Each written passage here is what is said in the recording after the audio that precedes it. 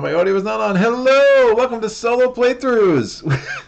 I need to get better at making sure I turn my mic on before I start talking. So you just saw me yammering for a while. That was not a test. That was just me having a setting wrong and being a little bit silly. But here we are. We have Dawn of the Zeds 3rd edition.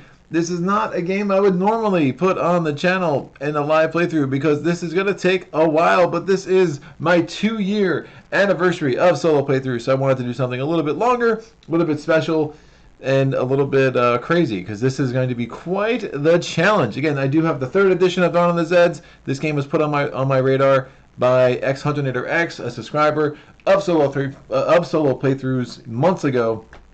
And I picked it up and I have not looked back. I do understand that some people prefer the 2nd edition. I love the 3rd edition. I love how this game plays. I love the story that is written every new game that you try. I love the expansion content. This was number 3 on my top 10 solo games back earlier in April. I believe I released that video. It's still very much high up there for me, and I just love coming back to it, and every time it is a new experience. Now, the director's cut is a quite the challenge.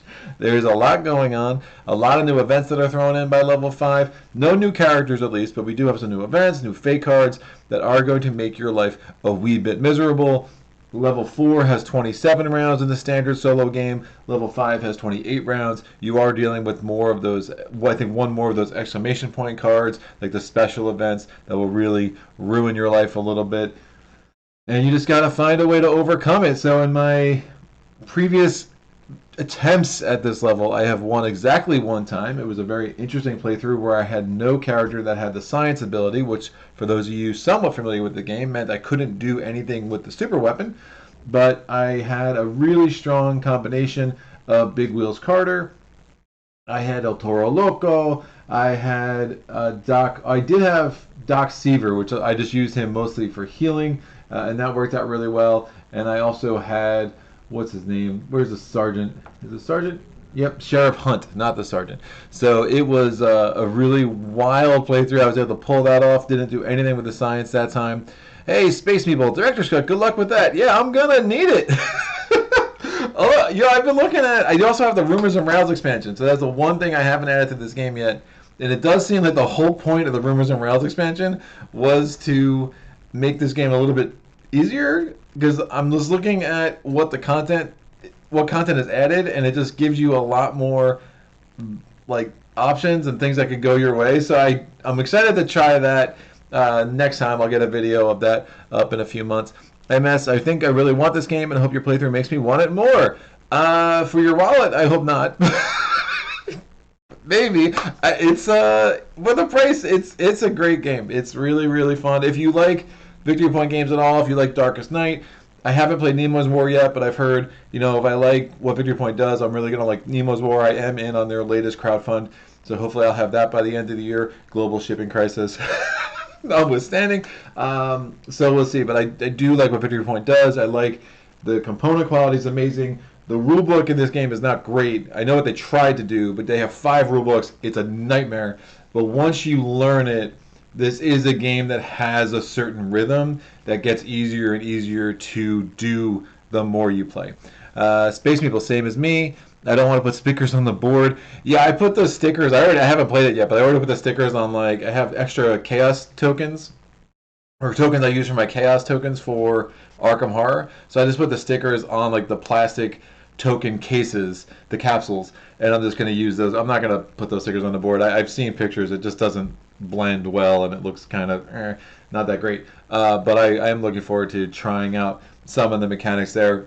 Seems like a really interesting thing to do. I also saw something I could be making. I know like the whole design team, like Alan Emmerich and Herman Lutman was the lead designer, but I know like a lot of the Victory Point people were let go by Tabletop Tycoon bought out Victory Point Games, and there were planned expansions that kind of fell to the wayside. I did see something recently that I think they might be releasing new content for this game at some point, and I would be eager to get my hands on that for sure. But obviously, some people are there. There's the ownership of this IP now is not necessarily one of the more preferred people in the industry. So just some of the backstory there. But yeah, this is going to be a really wild challenge.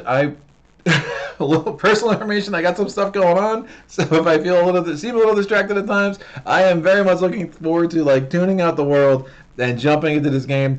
This anniversary special is, hopefully a good commemoration of the last 2 years of what I've been able to do with this channel and the people I've been able to interact with and all the positive things that have happened through solo playthroughs. So really kind of excited to have this to kind of wrap my head around for the next few hours, and hopefully the chat can bring it. Any questions you have at all, I'm hoping the chat's just a little bit more freewheeling, so whatever you guys want to ask about in the next 2 hours, 3 hours, however long this takes, we'll go from there.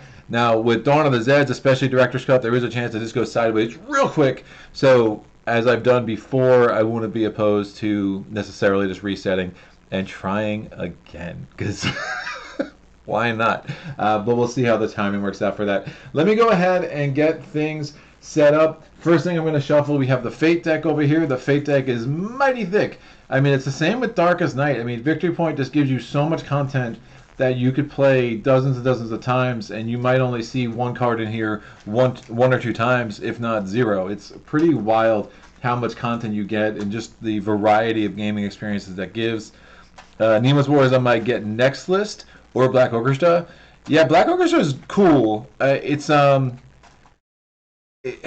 really like it. I put the video on it. I put the playthrough of it before. It guarantees you those like moments.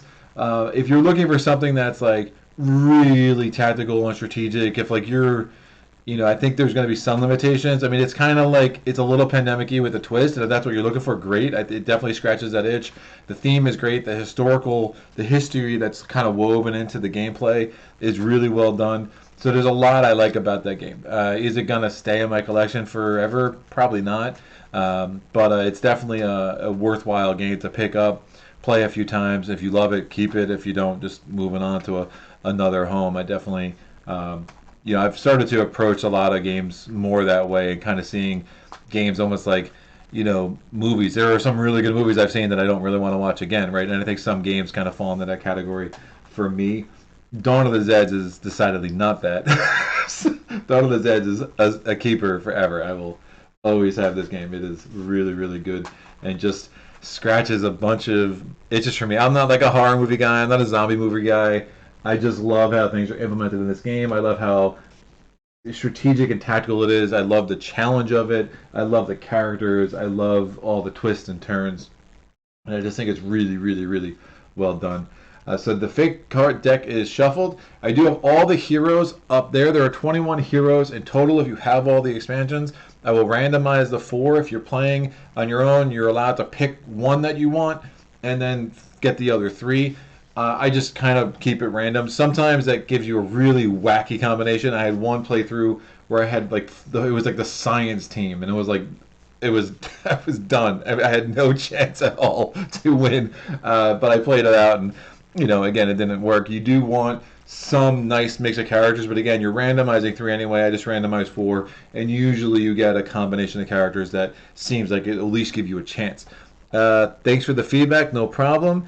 Could you share what your top three solo games were from the Space Meeple? Yeah, 1 was Spirit Island, 2 was Maze Knight, and then 3 was Dawn of the Zeds. 4 was Arkham LCG, which at the time I had been cooling on a bit because Circle Undone and Dream Eaters really weren't well balanced for solo play, at least not as well balanced as the earlier cycles. Arkham has really come back in a big way for me with Innsmouth, with their new release model, with some of the side scenarios. Arkham's doing some really cool things, and I just like the direction that MJ is taking Arkham in now, and I just think there's a lot more that's kind of reinvigorated my love for that game for sure. All 4 random, you're a madman. I mean, the problem is like who you go with. Like, there's I like all 21, right? I mean, there's some I don't want in combination, but I love all 21 of them. So I feel like, we'll see, and hopefully we'll get some of my favorites, and go from there.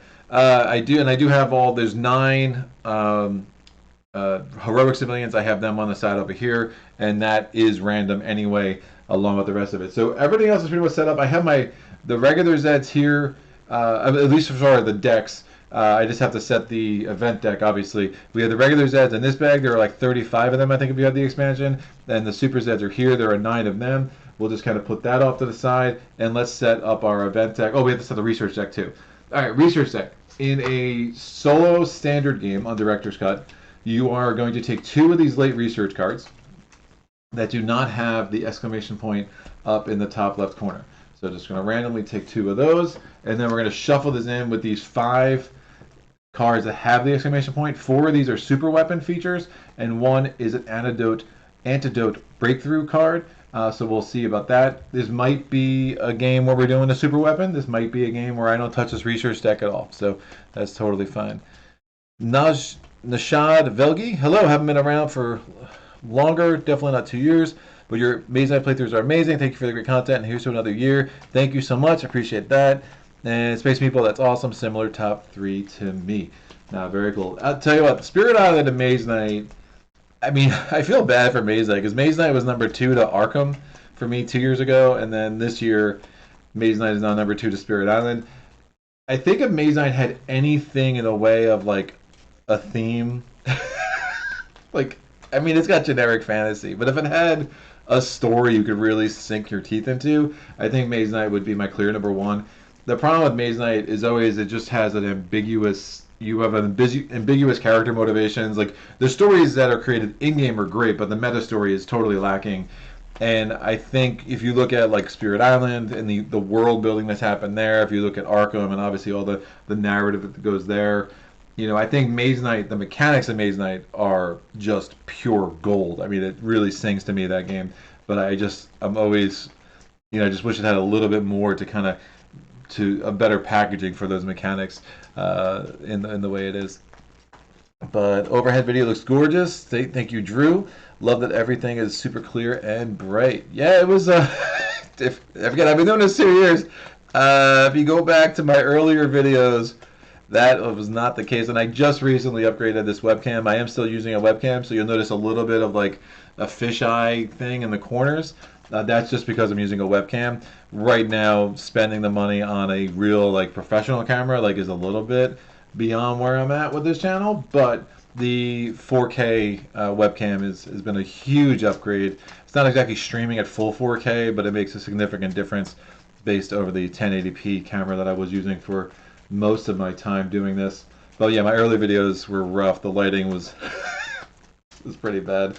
And when I first started this, I read somewhere it takes about 45 videos before you actually know what you're doing, and that was about right for me. And then it was like a long journey with my audio and things like that, and you know, just a lot of really helpful feedback from people. All right, let's make this event deck. So I have the end events. When you have all the content in there with the level 5 as well, there's actually 7 various ending events that you could find, which seems rather excessive considering how many games you don't even make it even close to that ending event. But here we are. So we're going to take one of those. That is the bottom card of our event deck. I'm going to take the 3 stage 4 cards, the 3 stage 4 special events, and we're going to drop one of these from the game, and we're going to have the other 2 in one of these goes away from the game, sorry, with the other 2 there. We have the 4 stage 3 special events. We're going to drop one of these from the game. Sorry about that. That goes there. These 3 go here, and then the 4 stage 2 special events, we're going to drop one of these from the game. And that will go there. And I should say, to plug the Patreon a little bit, I mean, all the improvements you see in the channel have been hugely made possible by my patrons, and I always want to give them a shout out for kind of making the financial cost of the investment I made back into this channel over the years possible, and a little bit more, a little easier for both my wife and I to stomach. Speaking of my wife, Mrs. Playthroughs will not be here today, so she's back at work, so I am flying solo yet again, but it seems appropriate considering the name of the channel. If there are any questions, comments, anything that I'm doing wrong in the middle of the stream, just let me know. I will be checking the chat frequently, like I normally do. You are on a 25-second delay. That allows for the best video quality that I can put out there as I'm streaming. So anything that you're seeing did happen 25 seconds in the past. Normally that's not a problem, and again, I can usually backtrack and do what I need to do if there is a mistake that's being made. Rocket Magnet UK says, have you ever played Marvel Champions, considering you enjoy Arkham Horror? That is a really good question. So I have not. By the way, I'm taking 3 of the Stage 4 events. Those will go there. I need to get 6 of these, 6 of these, 3 of these. So I'll be doing that as I answer this question. I'm intrigued. I get the sense that from all the reviews I've seen and read and what I've heard about the game, that if you're a big Arkham fan, a lot of times the Marvel Champions experience just leaves you wanting to play more Arkham. From what I understand, I do think the deck building is a little bit more attractive if you just want to get a game going quicker. I do like some of the ideas that are in there. I'm not a huge superhero guy. I mean, I will be getting a playthrough of Sentinels of the Multiverse on the channel at some point. So, I mean, I'm not opposed to the superhero genre, but it doesn't really speak to me. Arkham, I just think, is a much more interesting world for, how I want to experience games and things I want to dig into. Probably says something very strange about me, which is totally fine. So I think just from a thematic standpoint, I'm more drawn to Arkham Horror. And I think the idea of investing in another LCG, I just don't find that very attractive, especially with so many other games that I'm kind of digging into right now. That I already have an entire shelf dedicated to my Arkham card collection, which keeps growing and growing and growing. I'm not sure I want to get another shelf available for like Marvel Champions or even Lord of the Rings. The new Lord of the Rings, like when they repackaged that and they're kind of making that easier to get into, that was definitely attractive to me. But I can't see myself pulling the trigger on that anytime soon. At MS, same with me. I was all into Marvel Champions for a while, then I saw the Shut Up Sit Down review and ran to Arkham Horror LCG. Yeah, Arkham's great. I really Arkham is a huge, part of my journey as a solo gamer. My friend Steve and I just really sank our teeth into that. And then I started playing a lot solo, and I love the variety. So when I play true solo, it's not always doable with some of the campaigns. Dream Eaters, you're going to have a really hard time with it, which makes me a little frustrated. But I don't know how you advertise the game. Oh, 1 to 4 players, and it's like, we're going to make this whole campaign that can't be played by one. It's like, thanks, dude. But I do have enough friends that are really good at the game that I've had some really fun experiences with. My wallet regrets this, but the gameplay for me is so much better in Arkham Horror LCG. Yeah, for sure. It's so good. And it just, the return twos really fix some of the things. There's not a ton of value there, but I trust that team, and I really like, again, what MJ has done in recent months. And that new distribution model really, it's cheaper. It's cheaper for them too, I'm sure. So they're probably making more profit this way. But it's cheaper to get into. It's easier to get into. It's less annoying than hunting down 7 products for one cycle. Now you just need the 2 products and you're good to go. So I'm really looking forward to just a fertile design space that opens up for them as well, where it's like you're not as constrained by there's going to be 8 scenarios and that's what we're going to do. They can do a lot more with the campaigns now, which would be really, really good. Just like my X-Wing minigame, I have it all, like literally all.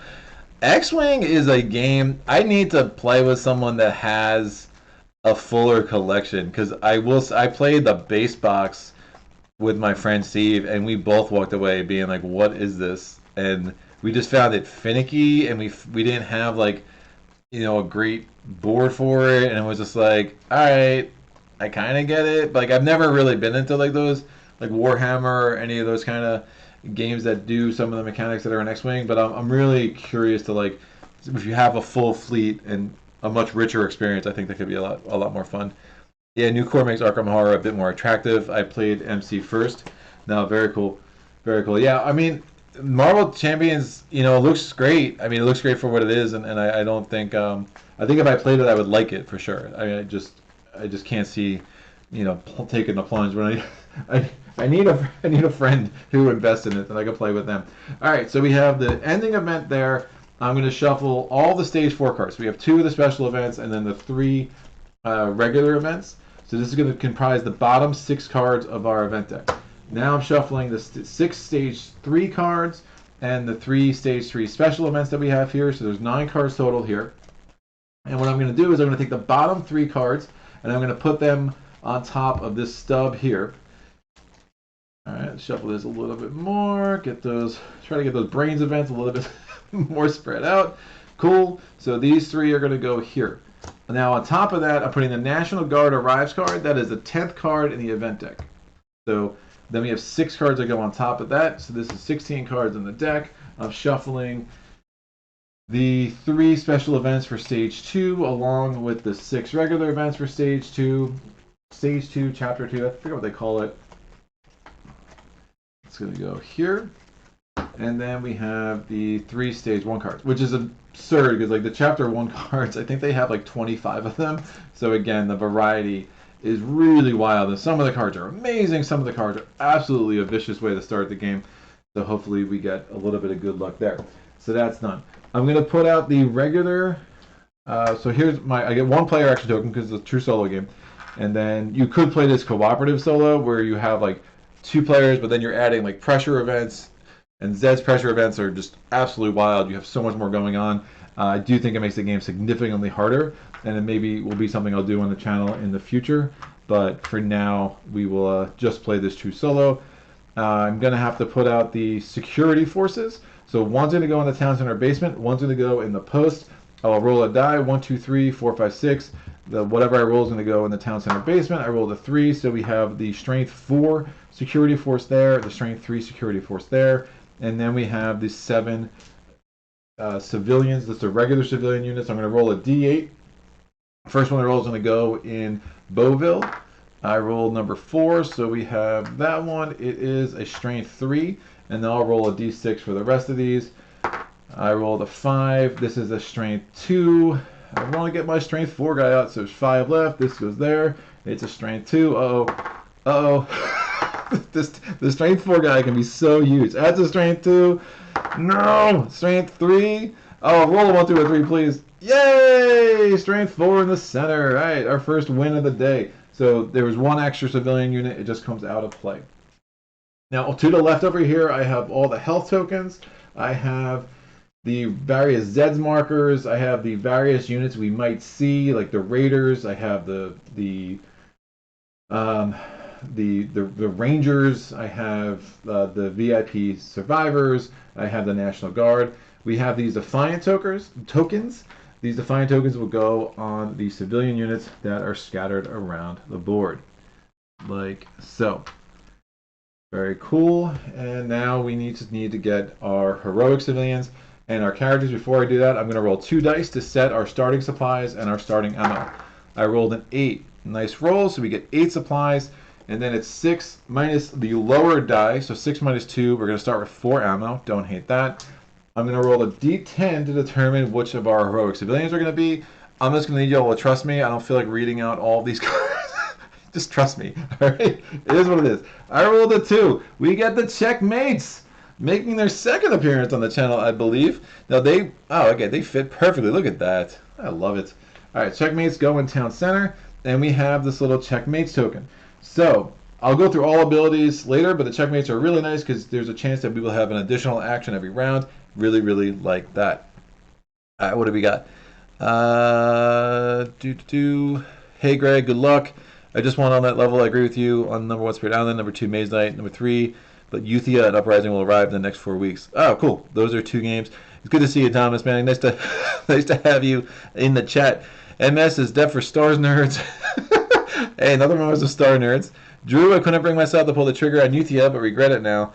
Looking forward to Final Girls' arrival next week. Yeah, Final Girls looks good, man. I need to get an in with Van Ryder, get them to send me some review stuff. So I love the setup of Dawn of the Zeds. It's like watching a trailer to a movie you're about to watch for sure. Final Girl looks good from MS. Anyone know if Victory Point Games are the first to do the variable event deck? Love it here in Zeds and Nemo's War. I think the variable event deck is a classic war game mechanic, and I could be wrong about that. I know they use something similar in like Pavlov's House. It's not as variable, but I think it's a lot of Dawn of the Zeds has a lot of war game in its DNA. It's a State of Siege games. I think this is the one that's the most like mainstream because it doesn't take like a normal war mechanic. I think Daniel Thoreau is a big board game reviewer. He wrote like an article about the State of Siege and like what makes Zeds kind of stand out. from the rest of the games, and what makes it a little bit more accessible, even though it's like a zombie movie. But it's just it's a lot more zany and a lot more fun in a way I really like it. This War of Mine does it. Excuse me, I just lost my voice. Sorry about that. This War of Mine does it. Yeah, this War of Mine definitely. Yeah, that's a game. Talk about cheerful games. Rich plays board games. Hey Greg, happy anniversary. I just found your channel this month, and thanks to your Amazing Spirit Island content, went and picked up the game myself, and I'm absolutely loving it. That's great to hear. Rich, the more people I can introduce to Spirit Island, I feel like I've accomplished my purpose with this channel, because that game is so good. Drew, definitely excited for Final Girl. Reviews are mixed so far, but it is right up my alley. Hope it is good. Yeah, I feel like, I mean, it's just like Hostage Negotiator with a horror theme, from what I understand. So people like Hostage Negotiator is kind of like a mixed bag too. But if that's your thing, I mean, I don't know why people wouldn't love Final Girl as well. So what do I need now? I just need my 4 heroes. So let's do this. I'm gonna roll a dice. So there's 21 heroes, which is super annoying because I can't just roll my d20, right? So I have 11 heroes on the top row, 10 in the bottom row. So I'm just gonna roll a d6. 1 through 3 will be 1 through 11. 4 through 6 will be 12 through 21. I rolled 4, 5, 6. I'm going to roll a d10. We're going to get one of the heroes from the bottom row. And again, you're just going to have to trust me. I rolled a 6. We get Doc Seaver. Man, he has been a frequent appearance in my games, in my playthroughs. His medical ability is so huge, and I am not upset to see him. He does have science too, so we could try to go through this early research deck a little bit, see if we can't get something better. Now I'm going to move Pickles. Pickles was the odd person out in these rows of 10, and I'm going to put Pickles where Doc Seaver was. And now if I roll a 16, you'll know why we see Pickles. All right, so I'm rolling d20 for the second hero, and we get number 14. We get Colonel Kingman, another. Man, this guy loves the spotlight. I think this is the 3rd game I've had Colonel Kingman in, and I've only featured 4 playthroughs of Colonel Kingman. He's got some cool things. We got his strong point. We have his mind. I'm going to roll a d20 again. There's 19 left. Number 9 is Deputy Schmidt. I'd like to see that. I think he was also in the last playthrough. His initiative ability is really nice. The more you can get these little extra actions to make your turns a lot better, man, it can really open up your game. So nice to see him. And then I'm going to roll this one more time. We have 18 left. I rolled 19. Well, that's not useful. I rolled 11. So number 11 is Mrs. May Hauser. Don't hate that either. So we have 1 science guy, 1 civic woman, a law enforcement dude, and a military guy. That sounds like a recipe for a victory. So hold on one sec.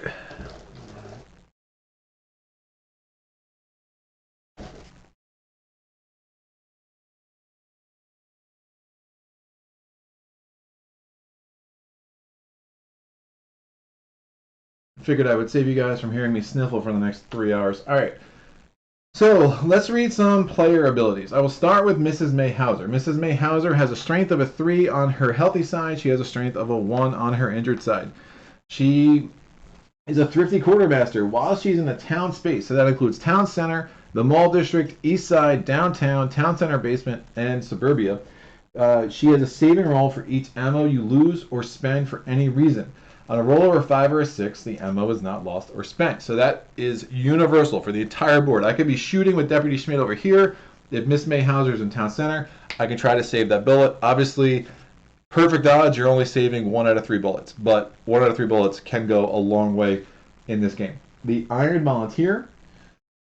She can occupy a hospital staff office space while their units discharged from the hospital during the action phase receive an immediate free action. Not bad. Combat Coach. Any unit she is stacked with, including those in town center, receive +1 strength in hand-to-hand combat. Interesting. And then the Pistol Top Shot. Her gunfire attacks receive 1 shift, right? So she's attacking at a 3 because that's her strength. That actually becomes a 4 if she's on her healthy side. She rolls an additional die for all gunfire attacks and selecting which dice to use. And then you select which 2 you want to use for the outcome. In addition, the first gunfire attack she makes on any turn costs 0 ammo. That's a huge ability. So a lot of what you're going to do with Miss May Hauser is you're often leaving her in a town space and you're just having her try to shoot as many things as possible. Her first gunshot doesn't cost a bullet, and if she shoots again, she could even try to save her own bullet, which could be really huge. Deputy Schmidt, his healthy side has a strength of a 4. His injured side has a strength of a 2. He has his extra ability token, Initiative. Once per the action phase, he receives a character action he can spend on his unit only, and we will, when we spend it, we just flip that over, and now it's, hey, look at that, it says spent. He's an Eagle Scout, so he receives +1 shift in all hand-to-hand combat. So if he's combating at a Zed's advantage, well, now he's combating at an equal to. He's tough. The first time he receives, each time he receives a hit, he can roll a die. If he rolls a 4, 5, or 6, that hit is canceled. Martial arts on every hand-to-hand combat. He's allowed 1 reroll. That result is final. And then there's a law enforcement thing, but that's only for a versus game. I assure you, I'm never playing this game versus, so I'm not going to worry about that. Space Meeple, nice set of heroes. You can't lose. Yeah, Drew laughed enough for me.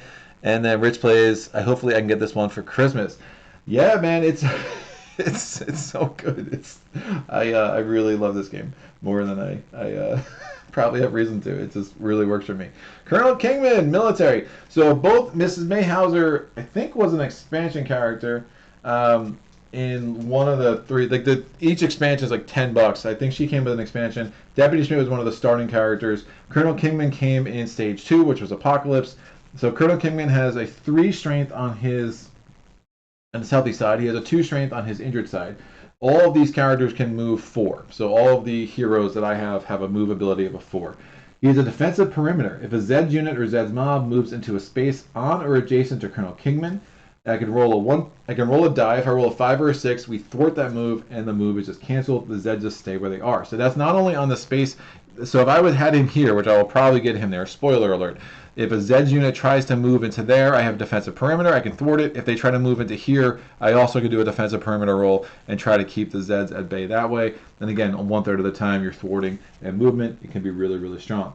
Whenever he's defending, so if I try to attack with Colonel Kingman, it doesn't apply. Whatever I'm defending, I have a +1 shift. That is not a terrain shift, so even if terrain shifts are canceled, I will still have that shift. Strong point. Once per game is an action for 3 supplies. I can build a strong point in a space I occupy. Now this would be a terrain shift. The nice thing about the strong point as opposed to the normal barriers is the strong point has +3 shift, not just a +2 shift, and it cannot be destroyed if a Zed unit were to leave a space with a barrier. Because normally, if I have a barrier here and I have a Zed unit that goes here and then moves past, the barrier gets destroyed. The strong point cannot be destroyed. It can't even be destroyed by the Leapers. And the Leapers are a Super Zed unit that normally will destroy barriers when they arrive in a space, but the Leapers will not destroy the strong point because it's a strong point. That's how that works. The Minefield, once per game it's an action for 2 supplies and 1 ammo. I can place a Minefield. When a Zed unit enters that space the first time, it'll be a gunfire attack of a 7 before anything else happens. The second time, it would be a gunfire attack of a 4. And then there's a versus game instruction, which I'm just going to ignore that. Doc Seaver is science. Science means that he can go into the laboratory. He can do some research actions.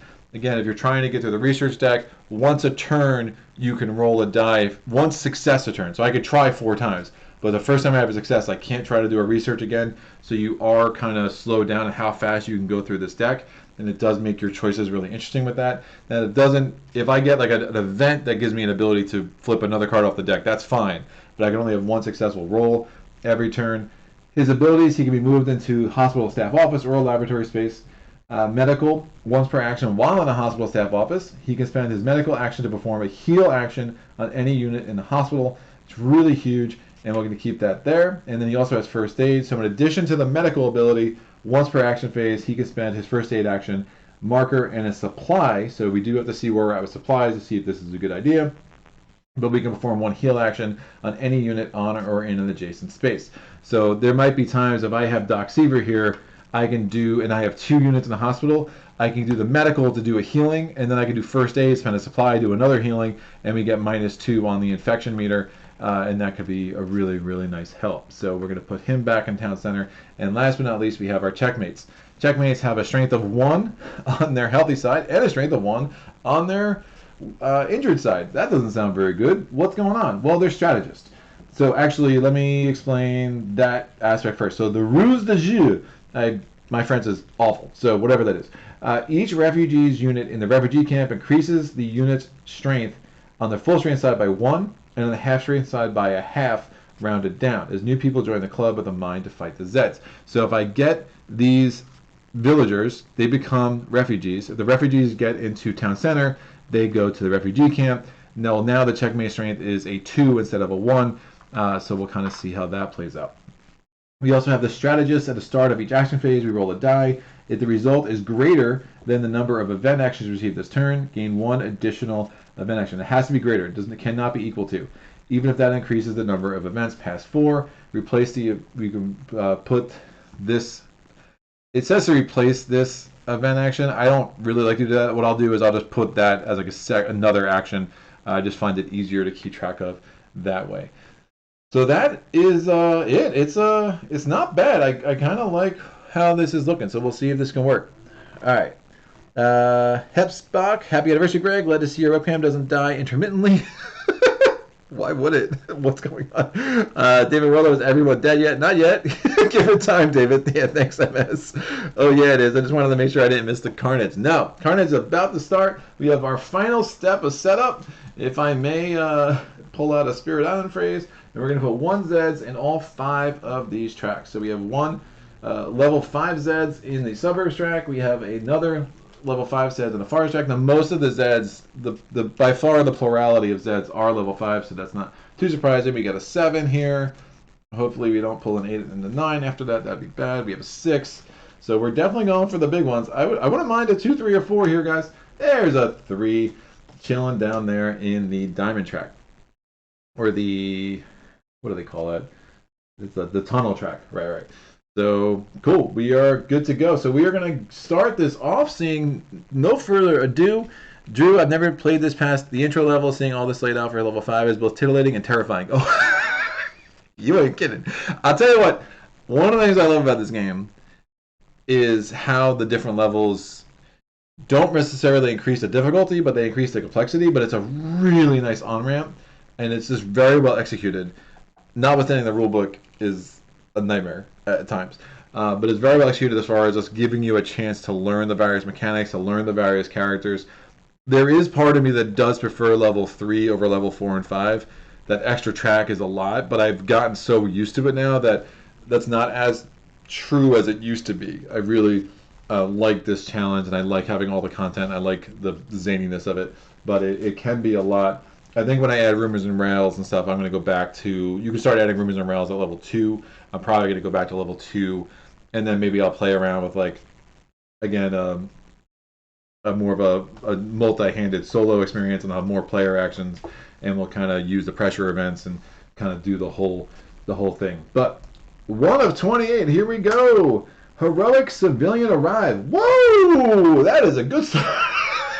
Oh, you saw me shuffle. I'm excited. That's a great start.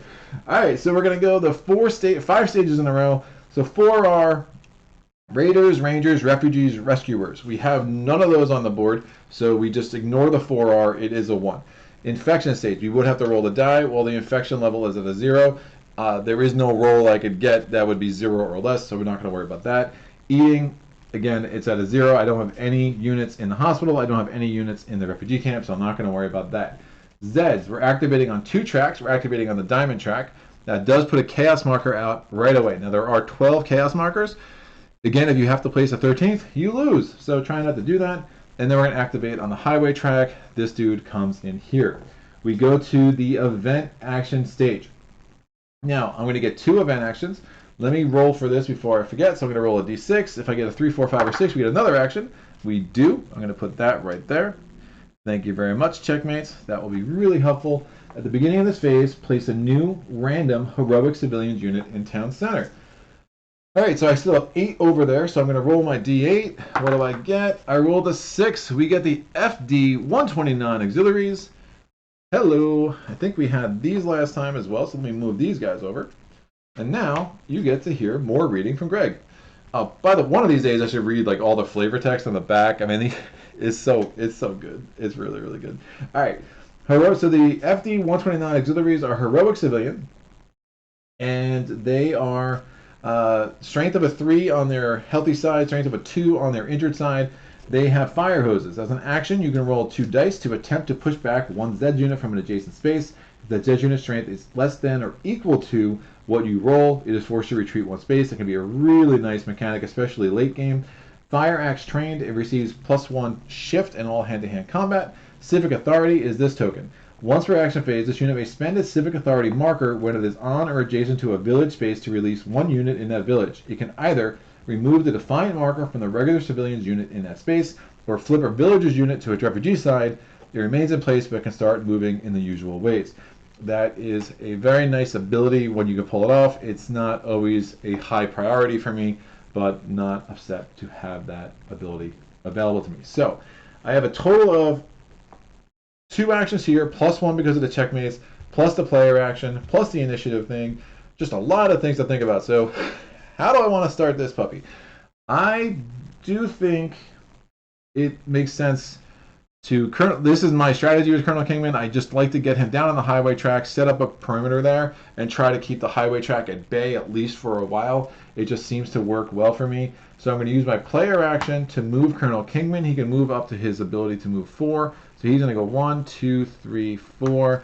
And then I'm going to use this action from the checkmates to move him there. And we'll just have him set to start building up a defensive perimeter there in future rounds. I have an initiative action.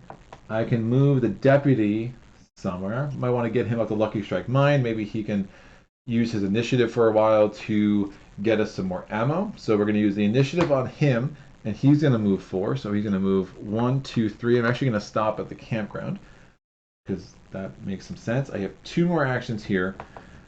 I don't know what I want to do. I will move. Man, I really, the research strategy without a G is always dangerous. A G, for those who don't know, a G gives you +1 to her research rolls, and you can really, waste a lot of actions if you're trying to do all this research and you just don't have, like someone who has, if you don't have a G, I mean, Seaver is fine, but that +1 can go a long way to improving your odds that your research rolls are going to be more successful. I am going to move Seaver into the laboratory though, and I think I will go ahead and try to at least get the first card of the research deck out. So I'm going to use my last action on that. I'm rolling a die. I need a 3, 4, 5, or 6. I got a 4. Successful research. Here we go. Rumors of Hope. While this is the current research card, add +1 to all your saving rolls. I might just leave that there for the game.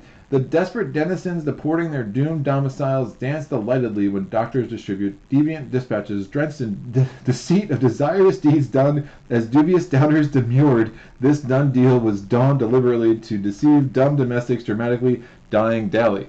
Wow. I'm glad I did that just so we could have seen that awesomeness. David Rolo, if anyone can roll a 0 though, it is you. Yes, that is for sure. We have Drew. I never played this. Yeah, great. David Messerly. Good luck. Can't stay for long. We'll have to come back later to watch this carnage. Otis just wanted to check in and say happy anniversary. Keep on going strong. Thank you, sir. Brian Scott, happy anniversary, Greg. Congratulations. Good luck against those pesky zombies. Hope to see you at PAX Unplugged. No doubt. I will be there in all of its glory. MS, oh hell, I thought those were candy corns. Candy corns for stacking. I don't know what we're talking about. Oh, yes, those for sure. Otis, me too. And Otis, I suppose I should learn how this game works sometime. Yeah, it's a good one. All right, so that was all my actions. We are now done with that I have available. None of these are going to be helpful. So we're going to go to housekeeping phase. This is when you would restore order. I'm obviously not doing that. I'm going to refresh this. I'm going to refresh this. This is going to go away and out of the game. We go to the next card in the event deck. I got the Zeds bags. I'll put them right in front of me. And the next card in the event deck, so number 2 of 28 is Panic is Self-Preservation. Raiders, Rangers, Refugees, Rescuers, 4R is 2. None of that applies. We're going to roll a die. Well, again, we're at a 0 still. We do have to eat 1. It is not a die roll. It's just like eat 1. Okay, I'm hungry. I will eat. Zeds, we're activating on all tracks. So I will always start here. There are some times where I might decide to do it in a different order, but generally speaking, whenever I activate all tracks, I start with the subverse track and I move around in a clockwise fashion. That, for me, is the way I can keep it orderly in my head. So we're going to do subverse track, activate that Zeds, activate that Zeds, activate that Zeds, and now this comes in. So he's about to move into a space adjacent to the kernel. So I'm going to roll this to try to do defensive perimeter. I rolled a 6. Oh, you go back home, sir. That's what I'm talking about. We are... I'm getting all the good rolls out of the way, so the carnage will come later. This is how this is going to work. And then this dude activates and goes there. Now, at the beginning of this phase, well, we're going to get 2 event actions. Let me do my roll for the checkmates. I need a 3, 4, 5, or 6. Again, we succeed. Another action with those guys. During this phase, all move actions toward town center by units adjacent to Zed units are free. Well, not going to be all that helpful. Again, these guys are still defiant, so I can't use them for move actions. So we're just going to have to let that ride, and we'll deal with that later.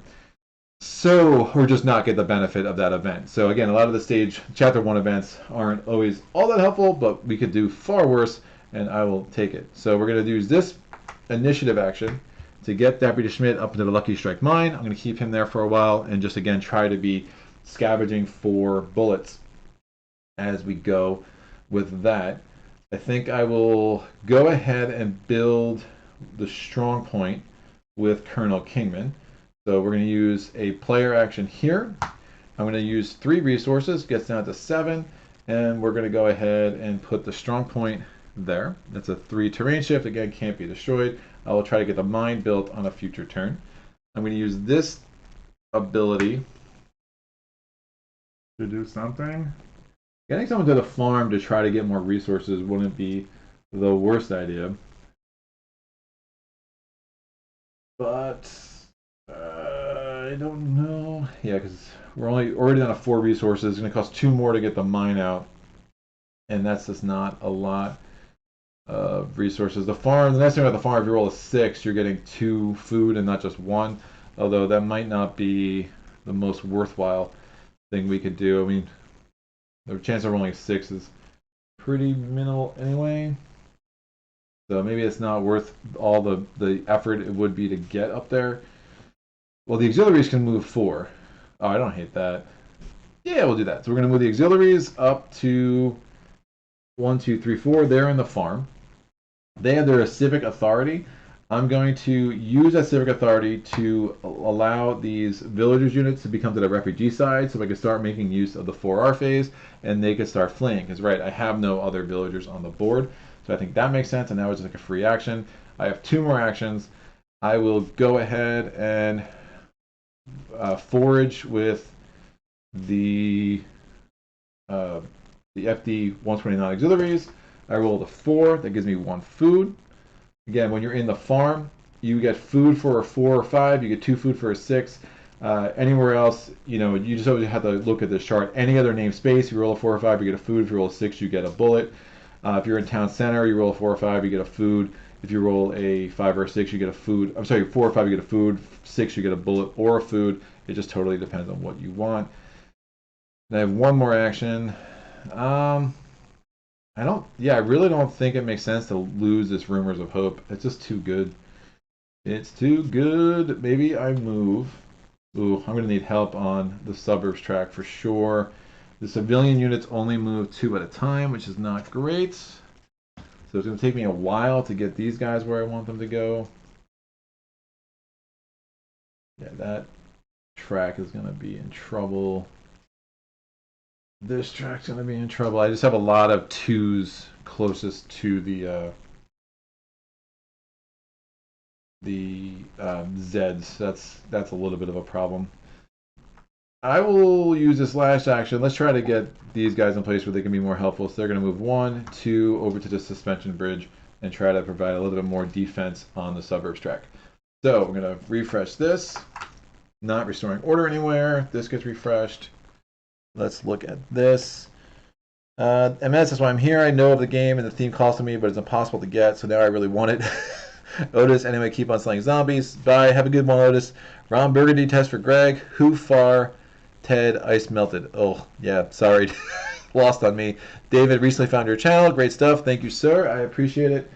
And just it's been fun. Yeah, definitely had some decent growth in the last month or so. It's funny. It's very cyclical. Like there's like some weeks where it's, you know, I won't see much, and then one week I'll get 30 new subs, and you know, it's hard to figure out this algorithm sometimes. But just kind of putting out good content, putting out stuff I like to play, and kind of letting the results fall where they may at this point.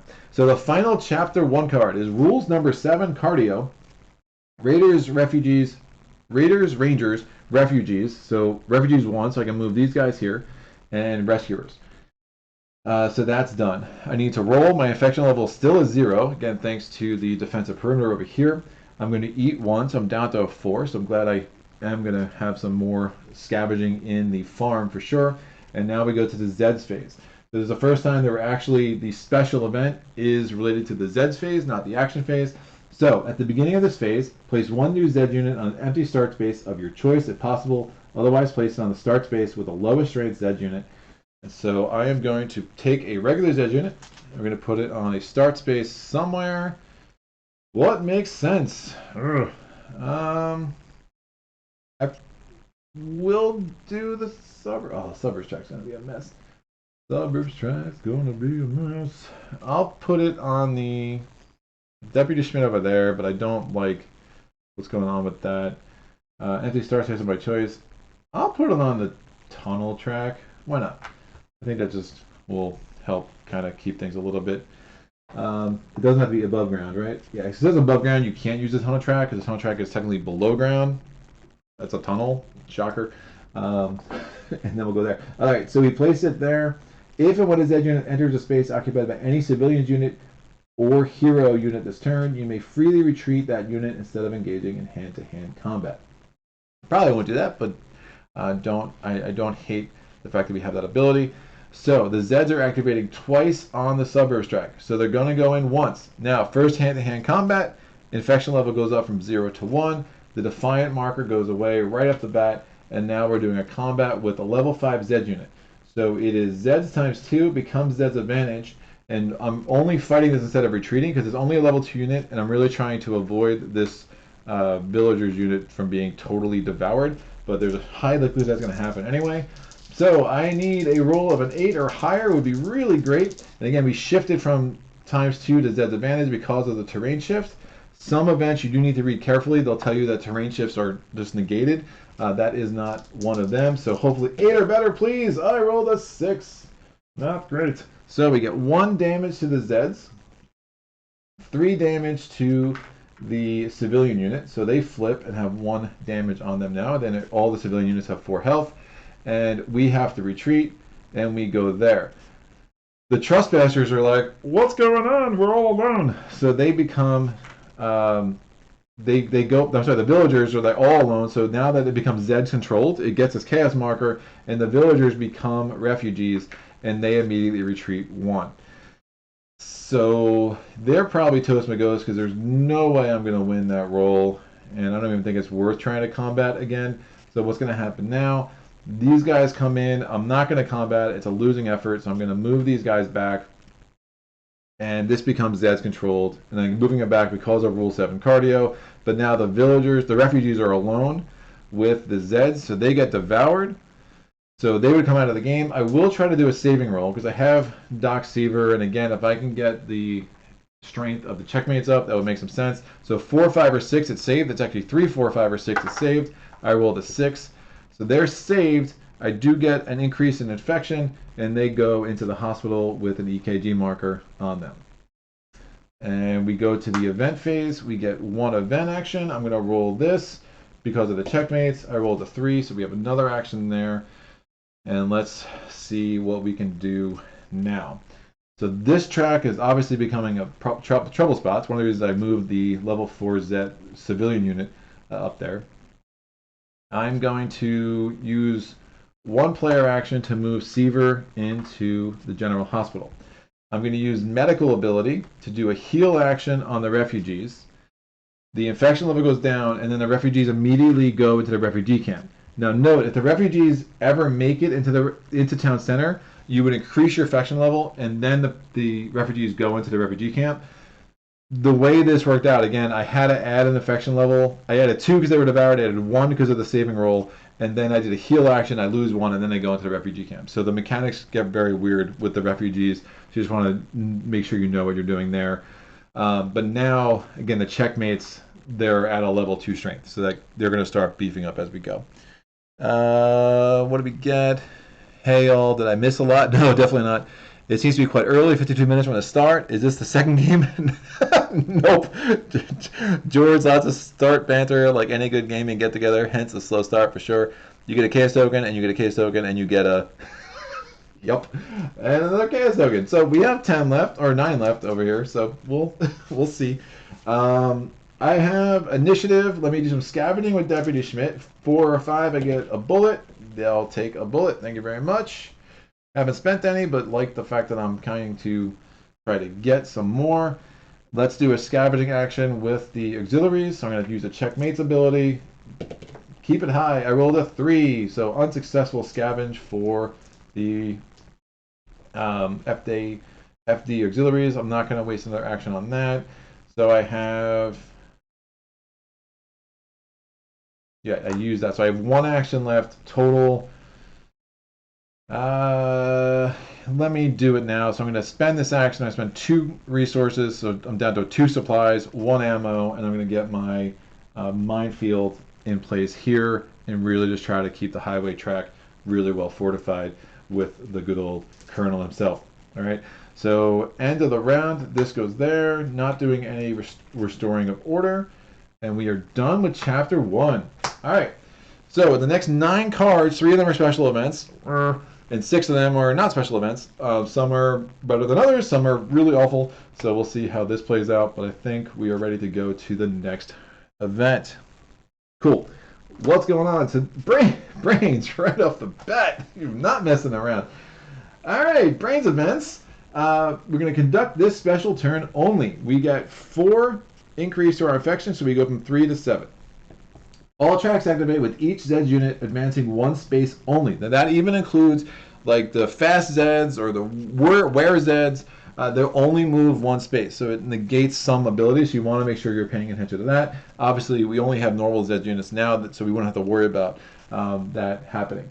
However, Zed unit activation results in a combat that wins and immediately advances again, and repeat as necessary. After activating all Zed units, the special turn is over. We go right to the next event card. Drew's like, bam. Yeah, no kidding. So let's see what happens here. So we're going to go in here, hand-to-hand combat. This goes up. We lose the Defiant marker. Terrain shifts will apply. So this is a Zed's advantage. It becomes an equal to, because it's a 5 to a 3. So Zed's advantage that way, but the terrain shift kind of levels the score. I would love a 7 or higher, please. I rolled a 5. The 7 or higher. We get another damage on this dude. 2 damage to us. Both of our units have to back up. The Defiant villagers become trespassers, and we're in trouble. So that gets a chaos marker. Because of the brains event, they're moving forward again. This goes up again. It is a 5 to a 2 now with no terrain shift. So it is Zeds times 2. I need a 10 or higher.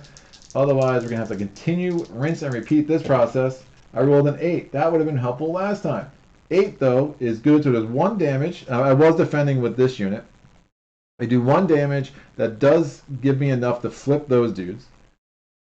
We do have to retreat. So stacking limit applies. Oh, wait. 8. So it's 1 damage and 2 damage. So this guy's dead. I could do a saving roll. Do I want to save you? Ugh. I think we're going to have an unchecked outbreak. I will try to save you. Do I want to save you that bad?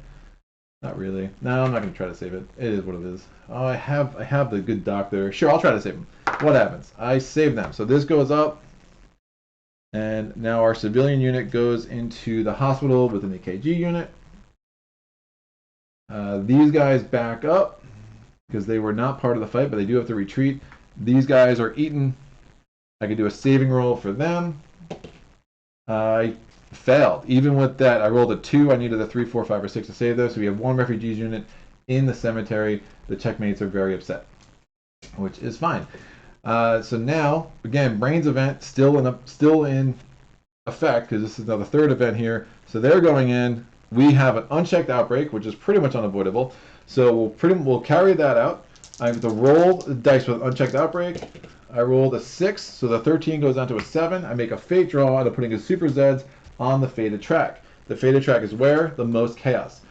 So this is a hold for later card, so I'll read that when we're done with this combat here. I'm putting a Super Zeds and the fated track. So most chaos is obviously the suburbs, and when there's chaos, you put the new unit on the place that has a chaos marker closest to town center. So we get ourselves, ooh, what are they called again? The Reanimator Zeds. The Reanimator Zeds, if we go to our dossier here, the Reanimator Zeds, each time they are activated, they remove 1 hit of damage from themselves before moving. When they are on their reduced side, this heal may flip them back to their full strength side. If their track is activated twice during a Zest phase, they remove 1 hit for the first activation and then a second hit for the second activation. On a Brains event, they're only activated once. They can keep moving if they win, but does not count as a separate activation. Now, I think because I already activated 4th Street, they wouldn't actually activate this turn, and they'll just chill there. Because again, we activated. Oh, they would have been placed there. Huh. I don't know if they activated or not. Who knows if they talk? Drew, good luck, Greg. Happy anniversary of the channel. Looking forward to watching the rest later. Awesome. Thanks for stopping in. I am not sure if they would actually activate this turn or not, because we're technically still activating the suburbs track, and I think we already got down to 4th Street, so I don't think they would have a turn this turn. But if someone knows differently, let me know, and I can just move them 1 space forward. But I'm going to assume they don't. But if anyone knows better than me, just let me know in the chat, and I'll go ahead and just move them up. It wouldn't cause a combat. Anyway. All right. So what do we do? We move them in. We move this up. We did the unchecked outbreak, and now we're going to do combat. So now I have my level 4 Zeds in there, my level 4 civilian unit there. So we start at human advantage. We do have a terrain shift, so it's human times 2. So hopefully we can just end these guys once and for all. I rolled an 11. That's a roll I needed for a while. This dude is dead. And the suburbs track is now done with activation. So I have a hold for later event card. Play during a hero's move action to pick that hero up from any above ground space and place it on any other above ground space. The hospital and laboratory are considered to be above ground spaces. Right, don't hate that. So 1 of 5 tracks done. Let's go to the forest track. That activates. Now let's go to the mount track. MS, that escalated quickly. Oh yeah, that is that is how this goes. So this guy's gonna go in here. Oh man. Yeah, I'm set up for some disaster right now. So this goes up here. That goes up. We're gonna lose the defiant marker. And we're doing a 7 to a 2. That is Zeds times 3. It becomes Zeds times 2. So big roll. Give me something. Give me that 11 again. Ugh. I got a 5. So 3 damage to the civilians unit. He backs up. The villagers become trespass or refugees. They go there. We get a chaos marker. Moving forward again. This goes up. I will defend with Deputy Schmidt. So it's 7 to a 4. That's Zed's advantage. It becomes equal to. Remember, I do have my reroll because I'm a martial artist. So I need a 7 or higher. I rolled a 5. I'm using my reroll because 5 is garbage. I rolled a 5 again. Yo! Okay, so that's 1 damage to the Zeds. 2 damage to Deputy Schmidt. But remember, he is tough, so I can try to negate this. I rolled a 2, did not negate. I rolled a 6, I negated 1. So he backs up. This guy backs up. The refugees get devoured. So this goes up 2. I'm going to have another unchecked outbreak. Chaos marker there. I can do a saving roll for the refugees. Oh man. This is bad rolls, kids. I did do a saving roll, so that goes up. We're going to have another unchecked outbreak. I couldn't have avoided it anyway. They'll go in here with this. These guys come in. This goes up again. Unchecked outbreak. It's a 3. It's awful. This goes down to 10. A fate card. We're putting another Super Zeds unit where? In the suburbs. So the Super Zeds are stacking Beauville. And what do we get? Behemoth. Awesome. Play another hold for later card, so that's good. Play during the action phase for +2 event actions. Alright, well, we got a problem. Because now this guy comes in, we already did that. We're going to go, again, it's Zeds times 2. Oh, wait. I have a +1 on hand-to-hand combat, so it would have been equal to, it would have been human advantage. Alright, that helps a little bit. Because it wasn't equal to, I forgot about that, so this doesn't happen. This goes back down here. No, this goes here. I rolled a 3. This should have been, oh, I wouldn't have had that outbreak yet, but that would have happened in the future. So I'll go back to a 12. This guy would stay here and it's 2 damage on him. And it still would have been the 2 health there. I did roll that. They would not have been devoured. So this goes here. these guys go here, and I canceled one of those 2 hits. So technically I don't have that yet, but again, in 2-3, yeah, that's fine. So for those who are not clear, in hand-to-hand combat, I get +1 shift.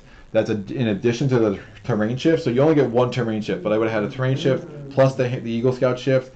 So that would have gone Zed's advantage to human advantage, and the 5 there would have been 2 damage to the Zed unit, 2 damage to Deputy Schmidt. I canceled out 1 with toughness, so these guys weren't devoured. So that's why this is back at a 10.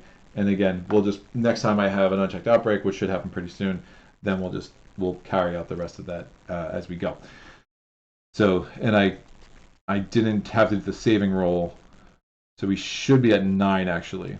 Yeah, because we're at 9 +2 for devouring, +1 for the saving roll. So we're actually at 9 there. So we'll see how the rest of the turn plays out. I might just totally undo the unchecked outbreak altogether, but I'm not. I'll just put this over here as a reminder. All right. This unit's coming in here. I'm going to do the defensive perimeter roll, 5 or 6. Nope. So we have an attack here. This defiant marker goes away. This goes up to 10. It is Zed's ×2, becomes Zed's advantage. I'm rolling. I rolled a 6. I'm rolling really bad. So that's 1 damage to the Zed unit, 3 damage to the civilian unit. The villagers go away. They are now fleeing refugees. And we get a chaos marker here. These guys go up again. This goes in. I can do defensive perimeter roll. So actually before I did defensive perimeter roll, oh, I cancel their movement. Never mind. They go back there. And that's better. So that track is done activating. And then these guys go into the catacombs. This Zed unit goes into the Cryotechnics lab. All right, the next time I pull a Zed unit, it will be the Zed Hemits. That's fine. If I have for an unchecked outbreak, so I'll just put them on top of that bag in front of me. And I'll just put this fate card back here. Nope, not this one. The adrenaline supply discovered. I'll put this back here on top of the deck. Yes, technically I have more information than I should, but no, it's not really going to help me all that much. So this is at a 10. I think I got that all right. See what's going on. Still have that escalated quickly. So no news on whether these guys activate. I'm assuming they don't, again, because I started the Zed's activation on 4th Street. I think we've technically already skipped over 3rd Street, so that dude just won't activate on this Brains card. So that was a whole lot. Sometimes these Brains events are the worst, but now we have 8 left in Chapter 2, and only 2 of them are going to be special events, so that will really help. And what do we get? A hero arrives. Woo! That's very nice. So Deputy Schmidt needs to go get some health quick. Those guys, yeah, right. So we have Raiders, Rangers, Refugees, Rescuers. We have Refugees 2. So I can move 2 different Refugees unit, 1 each. I'm going to move this Refugees unit here and this Refugees unit here. Yeah, it doesn't matter. Yeah, I'm just thinking I could have done the Civic Authority thing at some point to like get that away, but it really wouldn't actually have mattered at all. So I moved the 2 Refugees unit. We now go to the infection stage. I'm going to roll these dice. I need to have higher than a 10, otherwise we're having a regular outbreak. I rolled a 6, so this goes from 10 down to 4. And what is happening now? I have to draw a fate card. What is it going to be? Oh, look at that, suburbs. We're getting a regular Zed unit in the suburbs. And that's going to go in Beauville, because that is a space with chaos closest to town center. Done. We now are going to do the eat phase. I have 1 unit in the hospital, 1 unit in the refugee camp, so I need to roll a 3 or higher. I rolled a 5, so we're good there. If I rolled a 2 or a 1, I would have had to eat 1. And now we do the Zed's activations. They're activating on 3 tracks. Activating on the forest track. That goes in, this goes up, this goes away. It is Zed's ×2. Terrain shift makes it Zed's advantage. Can I please stop rolling like crap? Oh, a 9. A 9 will do. So 2 damage to the Zed unit, and they back up. 2 damage to our civilians. They will flip over. Nice. We're activating on the suburbs track. These guys come in here, so we have the animator tech. Now, if he had any wounds on him, he would have healed 1. So that's a Zed's mob of a 9, which is pretty gross. And then we're activating on the highway track. We're doing a defensive perimeter roll. 5. Nice. That's coming in pretty strong for us, and that will make him move back there. Action phase. The beginning of this phase, place a new random available hero unit in either town center or any start space. So I'm going to roll my d20. I have 18 heroes left, or 17 heroes left up there. I rolled a 14. Who is number 14? 17, 16, 15. Oh, Big Wheels Carter for the win. Yes, like to see that. So we'll put these events down here. Just know I have 2 Hold for Later events off the screen. And we have Big Wheels Carter. Again, another expansion guy. Now I can put him on a start space or new random evaluation. Well, I don't think I can move him in the start space. He enters play on any above ground start space. So I have to put him in a start space. Instead, I can't put him in town center. I have to put him on a start space. But I like the mountain track for that. Now, what's Big Wheels Carter? Well, he has an 8 strength on his healthy side, a 4 strength on his injured side. He moves 5. King of the Road. Carter and his truck are 1. He cannot voluntarily enter the tunnel track, cannot conduct gunfire attacks, and he does not increase infection during hand-to-hand combat, nor can he make arrest.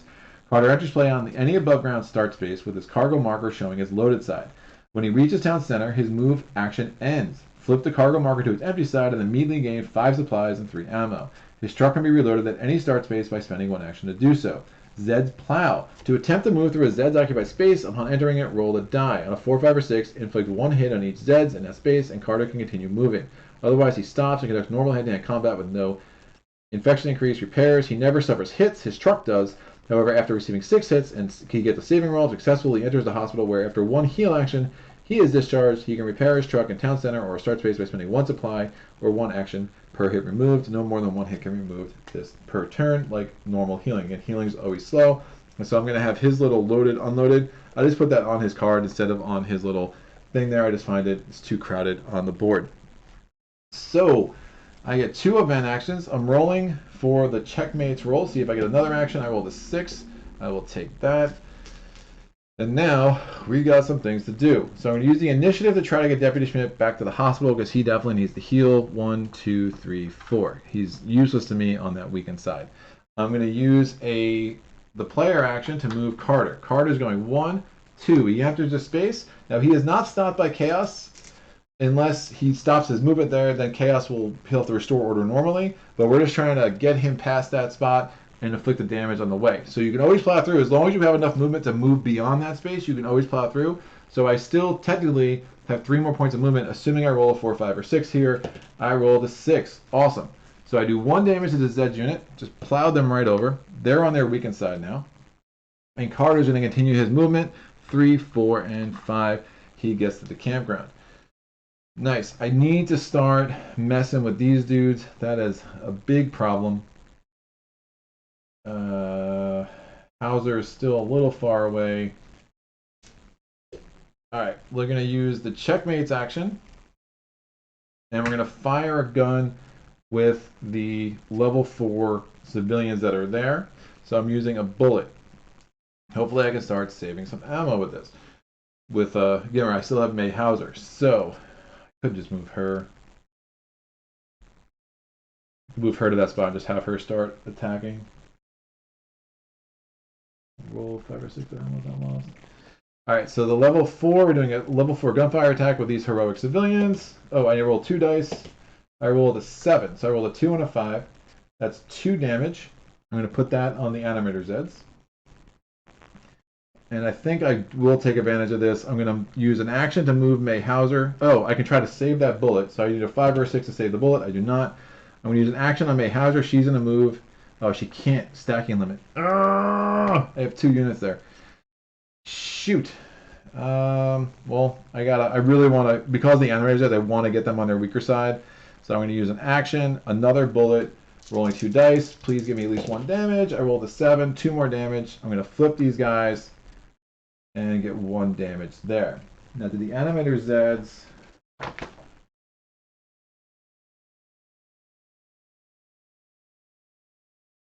Right, so I'm going to just try to keep pouring on them until they're dead, because they will heal and they can flip back to their regular strength side. I'm going to try to save that bullet. 5 or 6, please. Nope, I rolled a 1. So we're down to 2 ammo. Miss May Hauser is not being much of the thrifty quartermaster that we want her to be. But we do have Big Wheels Carter, who's about to give us 3 more ammo as soon as he gets into the town center.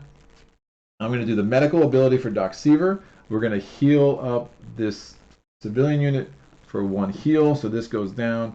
and we'll put a damage on these guys. Nice. Don't hate it. So this goes away. Are we restoring order anywhere? No. I will flip this. I will flip this. And I will flip this. Let's go to the next event card. What do we got? It takes a village. So Raiders, Rangers, Refugees, Rescuers. Before that, at the beginning of this phase, replace one Villagers, Refugees, or Civilians unit on any track with a new regular Zed unit. Place the replaced unit in the hospital on its reduced side with a BKG marker. What's activating this turn? Diamond and Mountain. These guys are pretty useless anyway, so that's fine. I'm gonna but it's Zed's unit. That means they're gonna eat those refugees. No, I have 4. I can move the refugees. That's fine. So I'm gonna move these guys to here with an EKG marker.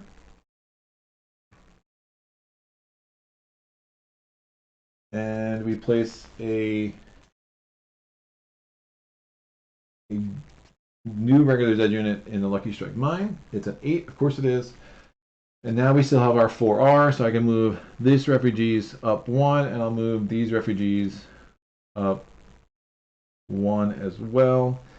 We are going to do the infection phase. I need to roll higher than a 4. I rolled an 8. I need to eat 1, so down to 1 supply only. So Carter is arriving just in time, and now we're activating 2 tracks. We're activating the tunnel track first. Now, this Zed unit is in the catacombs. When you're in the catacombs, you have to make a catacombs roll before you move the unit. So I roll, it's a 5. They are stuck. 4 or 5, they remain. 1, 2, or 3, they move normally. 6, they get lost. Oh no! And then we attack. We move that guy forward as normal. And now we're advancing on the mountain track. Advance, advance. So going to add a chaos marker here. Actually, should have done that as soon as I put the Zed unit there. And obviously, we're going to have to get someone up there to start dealing with those clowns. Great. The quartermaster, we might be able to get her in place to really try to take care of them as they come in. We get 2 event actions. I'm going to make the roll for the checkmates. I succeed, so we get another action from them. And now I will check the chat. Don't forget Hauser. I will say right. Hauser Zima roll for sure. Feed her to the zombies. Yeah, definitely a lot of zombie eating happening early, unfortunately.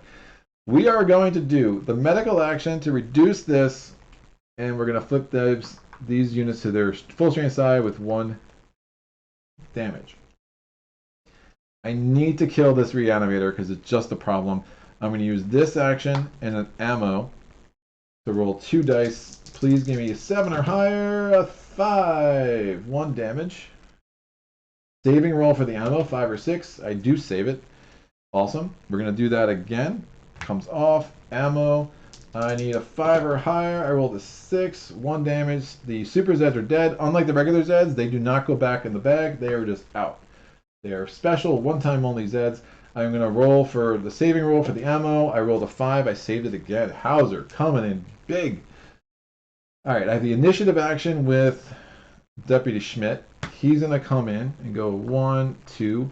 So he needs to heal 1, thanks to the good doctor. I'm going to use an action on the truck. Let's get this in here. Bam, so we get 5 more supplies, up to 6. 3 more ammo, up to 5. And now this is on the empty side. So that will help. And I have 1 more action. I do have this first aid ability. I don't want to start spending supplies like crazy with Doc Seaver, so I'm not going to worry about that too much. I do have those security forces are really strong. I might put them in a better place. They could be more useful. A lot of chaos that I'm starting to worry about too. I only have 5 more pieces of chaos there, and definitely a bunch of places that are pretty vulnerable. So what to do? What to do? I will.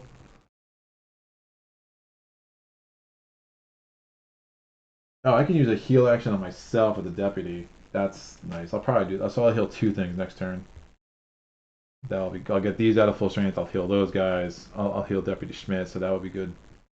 Now you can use an initiative on yourself if you have an EKG marker, but since there was no EKG marker, I can use an initiative on myself as Deputy Schmidt. In that sense, oh man, I gotta make better use of the quartermaster, but no. Who has an idea? other than feeding things to zombies.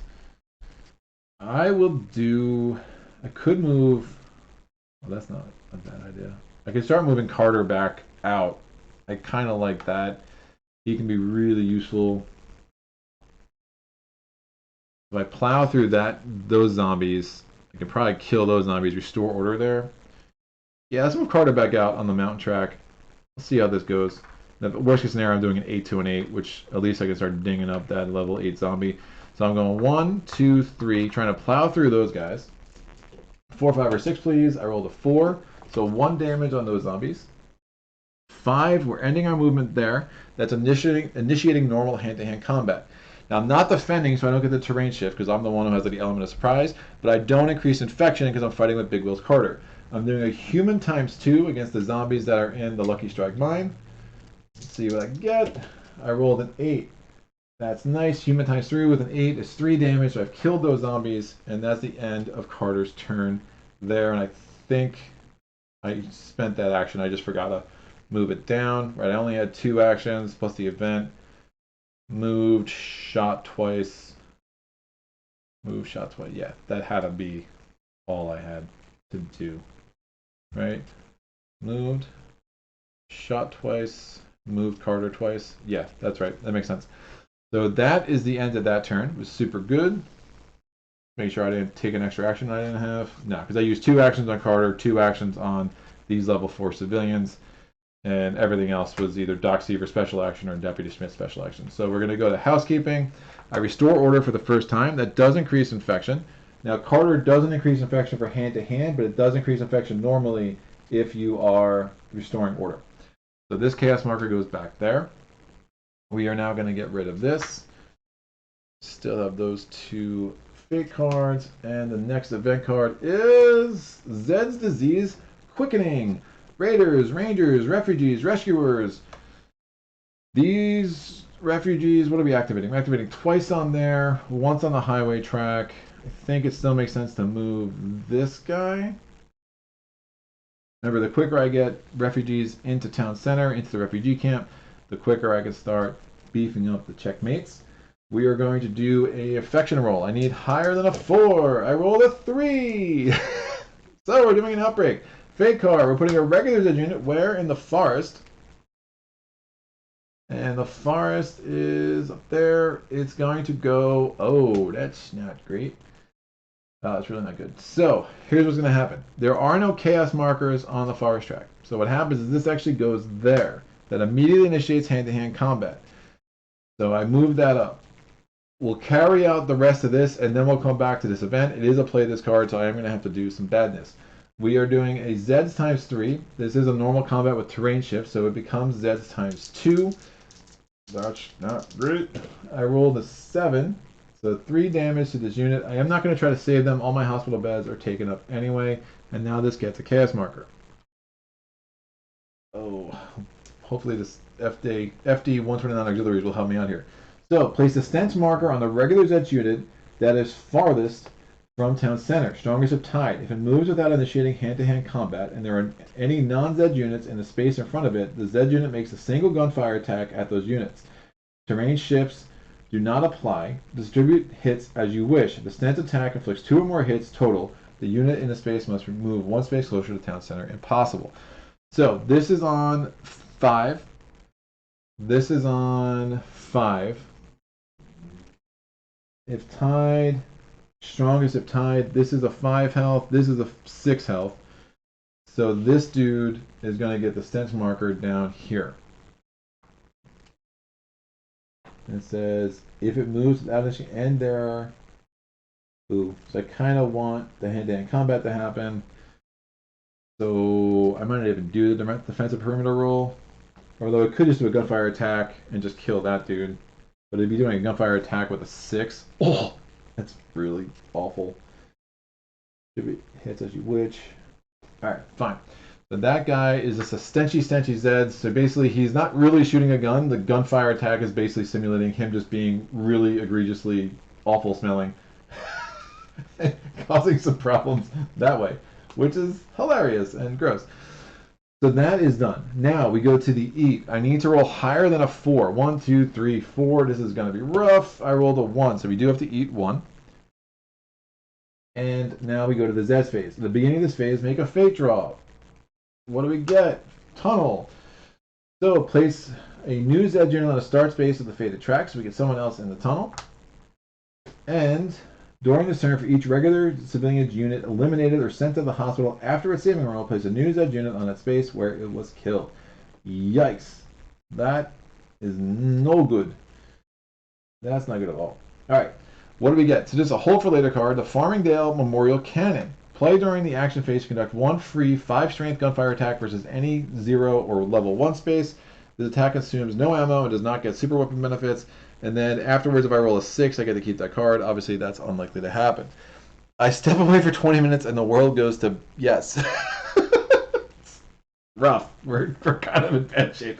Although we got an extra heroic civilians and an extra hero.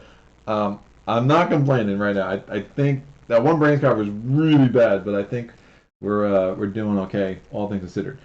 We're gonna get we have to activate the tracks. I'm not even gonna do the defensive perimeter roll because I don't want to deal with stench. I just want him to try to blow up. Right.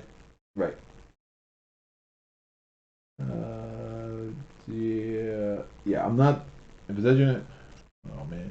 He's attacking. Yeah, I'm not doing it. You could always like forgo benefits. So I'm going to let this dude come in, and we're doing this gunfire attack of a 7 with the mine. The mine now becomes a 4. I mean, after the mine basically blew up, and now it's like half strength. So I'm rolling 2 dice. I rolled a 9. That's 3 damage. So Stenchy Poo is down to 1 health. And then I will defend against him with the civilian unit. So the civilian unit is a strength 2. Stenchy Poo is now a 3, so it's Zed's advantage. But because of the storm point, we get 3 shift in terrain, so it becomes human times 2. I rolled a 2. So good. All right. It is 1 damage, so I'm glad I did not do that with the good old Colonel. That's for sure. So Stenchy Poo is dead. The stench marker's out. We could see that again in the future. And then this dude is dead. Am I making a saving roll? It's a level 3. It's better than that. Sure, I'll make a saving roll. 3, 4, 5, 6 saves it. This goes up, and I'm gonna just bump this dude into the cemetery and put that heroic unit, that civilian unit there. Instead, it's just a better unit. Now, so we're done with the highway track activation. We activate the forest track twice. This dude comes in, this goes up, it is Zed's advantage, it becomes equal to, and then becomes human advantage. Equal to because of the terrain shift, human advantage because the FD-129 auxiliaries are fire axe trained. Rolling, come on guys, 5 or higher please, and 7! Human advantage with the 7, there's 2 damage to the Zeds, 1 damage to the auxiliaries. This backs up, this guy comes in. Yikes. 2 and 2. Hey, alright, now they're both coming in at once. It is a 9 collectively with the Zeds mob. This goes up again. So it's a Zeds mob of a 9 versus a 3. That is Zeds times 3. It becomes Zeds advantage. Again, fire axe trained and the terrain shift. And I would really like an 8 or higher. I rolled a 4. How about a 4, Greg? Woo! That's super bad. So the FD auxiliaries might not be long for this world. I am going to have to do a saving roll with them. And I guess I'll just bump those guys out if I succeed on this. 3, 4, 5, or 6, please. Yes, this goes here. Bye-bye, civilians. You can go join your friends in the cemetery. And the FD auxiliaries come in here with a EKG marker. So, it could have been worse, I guess. We have, this Rumors of Help is really nice. I just like keeping that card. We're not going to do much more with the research, I don't think. Just having the extra ability to make those saving rolls count, I think is really strong. Did I lose a civilian unit? For each regular civilian unit eliminated. Yes, so we did not lose. Oh, shoot. For each regular civilian unit eliminated or sent to the hospital after a saving roll, place a new Zed unit on the space where it was killed, applying the stacking limit if necessary. Yeah, that dude was killed there, so I would have had to do that. Oh, it's so bad.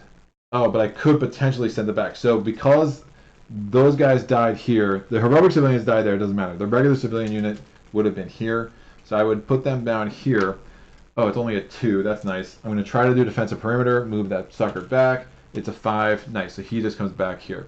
So basically being placed in the space is the same as moving into the space for defensive perimeter purposes. And now actually I can try to send him back one more time. Colonel Kim is nuts. So he was trying to go here. I could almost send him back there now.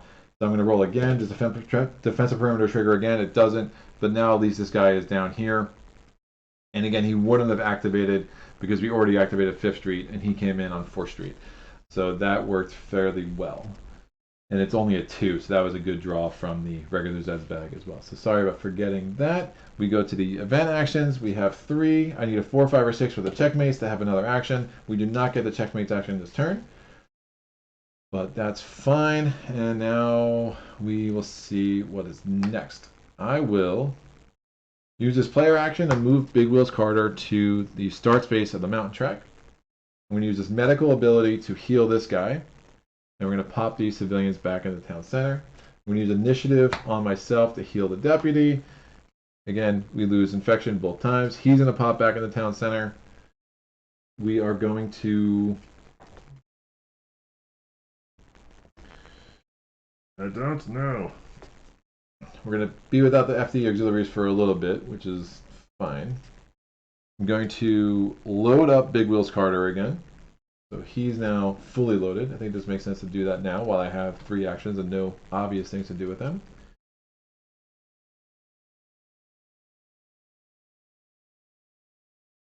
Oh.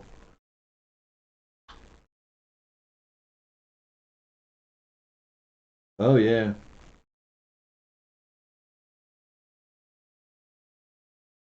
Yeah, you're right. So Stench should have gone here. It didn't change anything. We'll just pretend I lost. I just didn't do the defensive runner roll. So Stench should have gone. So Space Meeple, Tom Briggs says, should the Stench go on the Z space on Zed on space 6 in the tunnels? Yeah, and that's like when you play so much on the earlier levels, it's like you forget there's a 5th track sometimes. So Stench should have gone there on that unit. Well, I had this guy too. Should have gone there. Farthest from town center. Yeah, it actually goes on the start space of that tunnel track. And then this guy would have activated anyway, so it is what it is. Everything else played out the same because I didn't do any gunfire attacks with him. Jeff, I would have done a defensive perimeter roll, but here I'll roll not a 5 or a 6. Yeah, there's a 4. Good, we're good. So, yeah, so the stench is still in play. It's just now on the tunnel track. Thank you for that catch, Tom. And swap your dice with better ones. The Space People. I'll tell you. Dude, there was this thread on BGG where a guy's like, "Are the dice weighted? I feel like I roll really bad." I'm like, "Yeah, dude. Why don't you just use different dice? You don't have to use the dice with the game. See how that goes for you." But whatever. All right, I have 2 more actions because I just loaded my truck, and thanks again to Tom for catching that mistake. So now we still have a stinky Zed in the tunnel, which is going to be a problem for this dude for sure. Getting a spam call. I'm going to turn that off. Man, I wish I had the truck to kind of try to blow through those guys. That might make some sense. I'm going to use an action to move good old Miss May over here. This is a little dangerous, but I think this will work. Just hopefully the fire strike doesn't activate next turn. And then she's going to do a gunfire attack. She rolls 3 dice with her gunfire attacks. Her gunfire attacks receive a shift 2. So she's doing a gunfire attack of a 4. And she rolls an additional die, and her first gunfire attack every turn does not use any ammo. But I don't want to lose those hit markers, and there's so many events that would make that happen that let me take advantage of the fact that they're both about to be flipped. So I'm rolling 3 dice. Oh, a 6, 6, 4. That's nice. I will take the 2 6s. Why not? So I'm doing 3 damage. I'm going to flip both of these guys, and then one of them is going to get an additional damage. That's a 3 strength and a 2 strength, so I'll do 1 more damage on the 3 strength. Thank you, Ms. May. You're the best. And again, I did not use ammo because Miss May is awesome. All right, that was a lot. So this is going to be not spent. That's not spent. That's not spent. This goes away. And we draw another event card. So how deep are we into Chapter 2? Well, we are 4 cards in. We have 5 to go. 2 of them are special events. Let's see what happens. Bam! Not a special event. Oh, I hate this card. And the Fire Strike is activating, because of course it is. But again, our saving rolls are going to be highly effective most of the time. So Raiders, Rangers, Refugees, Rescuers. We can move 1 Refugees unit, 1. I'm going to move these guys here. We have to roll. The infection level's at a 4. What are we doing? That's fine. Cool. I do have this adrenaline. Yeah, there's some things I can... These hold for later, sometimes you just forget you have, and it's not that great. So I need higher than a 4. I rolled a 9. That works. Eat 1, so we're down to 4 there. At the beginning of this phase, we do a pressure event. We're just ignoring that because we're playing a solo game, a true solo game. Each namespace that becomes Zed's control this turn receives 2 chaos markers instead of 1. You can remove only 1 per turn, as usual, during the housekeeping phase. What are we activating? Well, we're activating the Fire Strike, which is exactly what I didn't want. So this comes in. We have no terrain shift. Unfortunately, they're only a 5 now, and she's a 3. She has any unit stacked with her, not herself, gets +1 strength in hand-to-hand combat. So that's not going to work for her. It wouldn't matter anyway. It makes her a 4. She still only is going to have Zed's advantage. This goes up. So I don't think I did that yet. So 2 dice. I would like an 8 or better, please. Actually, a 10 or better. An 11! Woo! Asking you shall receive. So we kill this Zed unit because it was 2 damage, and he had 1 left on him. This one retreats, but Miss May does get injured, so we're going to have to go heal her up, which is fine. The Subverse track activates. This dude comes in here. This goes up. It is Zed's advantage. It becomes equal to because of the terrain shift. What do we get? I rolled a 7, so 2 damage. This Zed unit backs up. 2 damage to our 4 civilians, so they are flipped. And now we activate on the mountain track. The mountain track's going to get, since it has the Zed unit up here. This comes in. The campground now gets 2 chaos tokens because of utter chaos. Not ideal. So definitely want to deal with that sooner rather than later. Sounds like a job for the deputy. How about that? Yeah, I like that idea. So we get 3 event actions. We're going to roll for the checkmate, see if we get another action. I rolled a 6. We do get another action. That will be helpful. Space people, I told you to keep those dice. Yeah, you did. That's what I heard. What's up, Zach? Congrats on 2 years. Thank you, sir. No bears in this one, man. Sorry. No bear Zeds. Although, you might as well have some bear Zeds. Alright, what is happening? I'm going to... I got some problems. Alright, we're going to do this medical unit movement ability here. That reduces the infection level, and we get 1 damage there. I'm going to move. I need to cut that 8 down to size for sure. I think that's my primary goal this turn. That's the one that's really got me worried the most. Plus the 2 chaos markers is brutal. I really need to start restoring order there. I only have 2 chaos left. I could always move Carter back, but I gotta figure the spaces that are closest to the start spaces are most likely going to be Zed's controlled at some point. So like you're fighting a losing battle if you're trying to clean them up too much. I do want to get May into the hospital too, so I'm going to use this player action to get May into the hospital. 1, 2, 3, 4. But she definitely did her job in the forest track. This dude's a mess. I'm going to move. I'm going to use the initiative for the deputy to move here. Oh, she's not.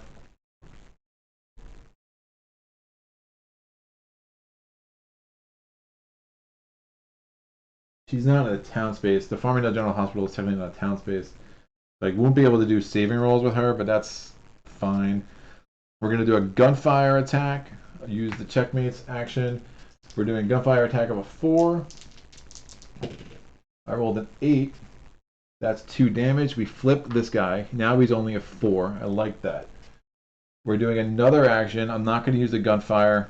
The Deputy Schmidt's going to move into here.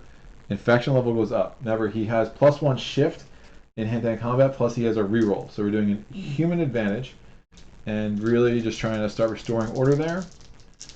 So a 7 or higher would be great. I rolled an 8. Beautiful. So human advantage with an 8 is 3 damage. We kill this dude. 1 damage to the deputy, but he's tough. So 4, 5, or 6, we cancel it. I do cancel it. And this guy's out. That was a really nice sequence there.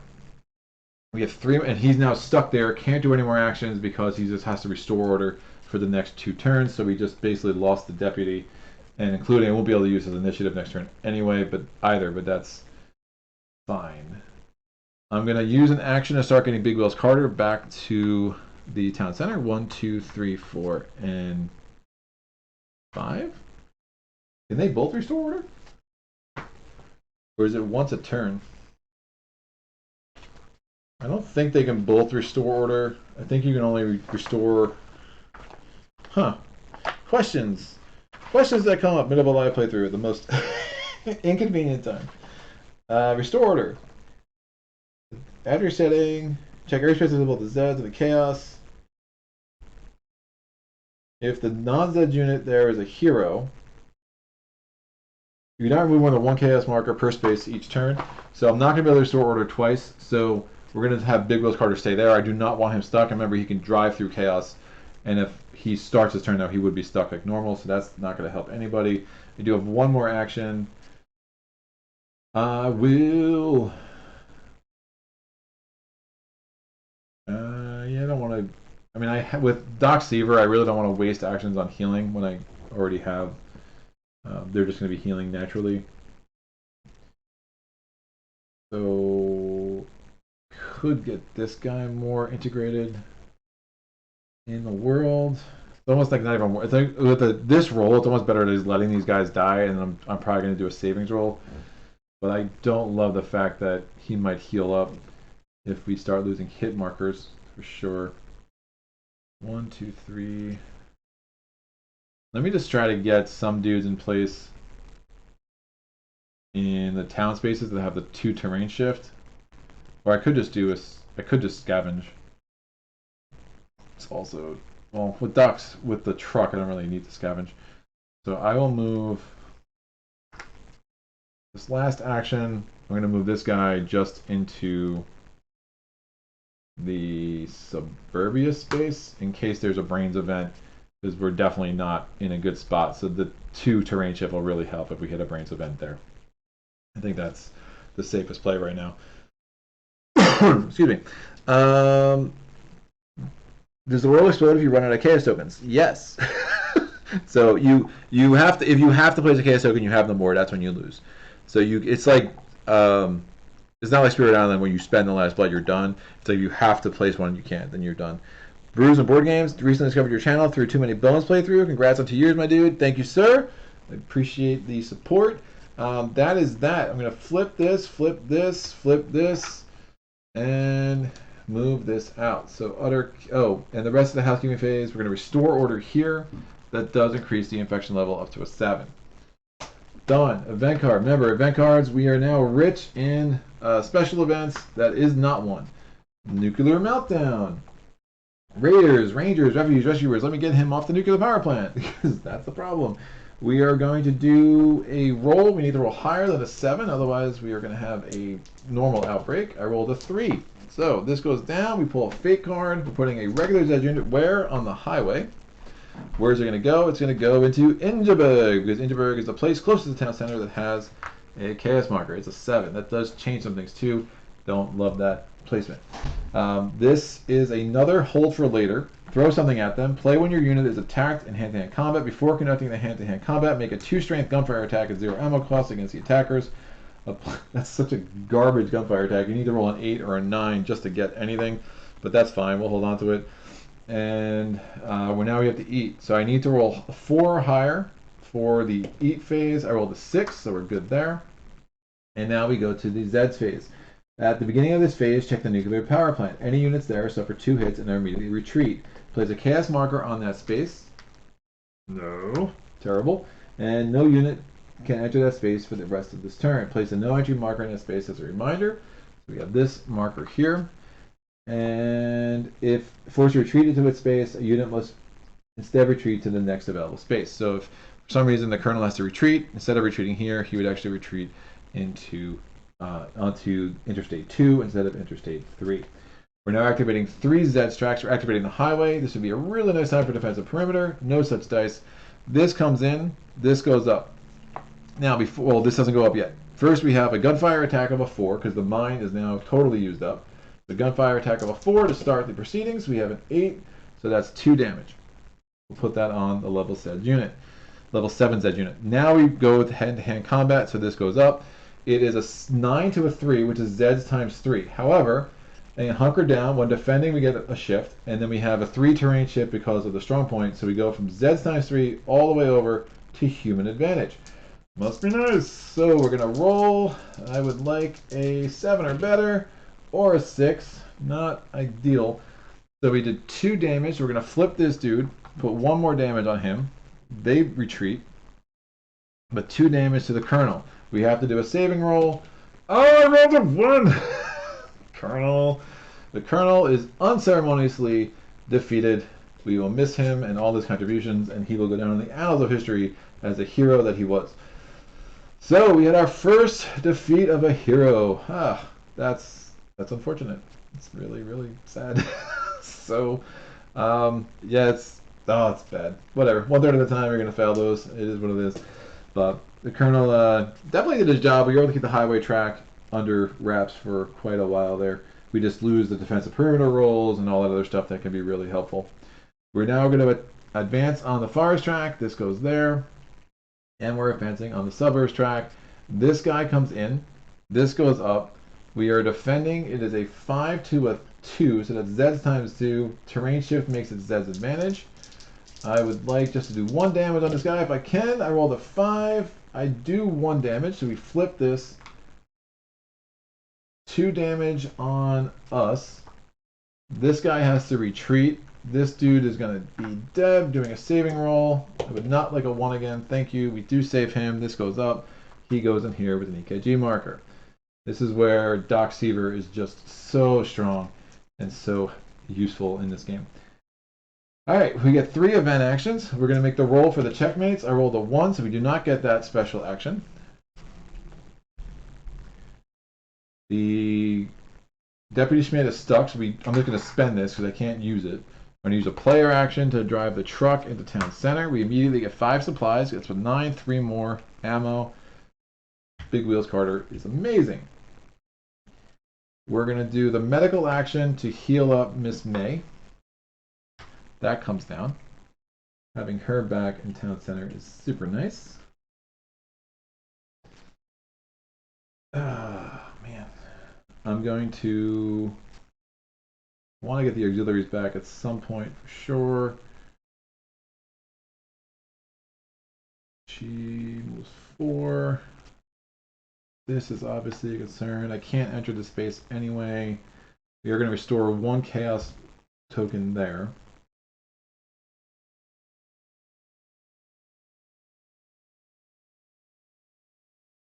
I think I sent Big Wheels Carter down this way.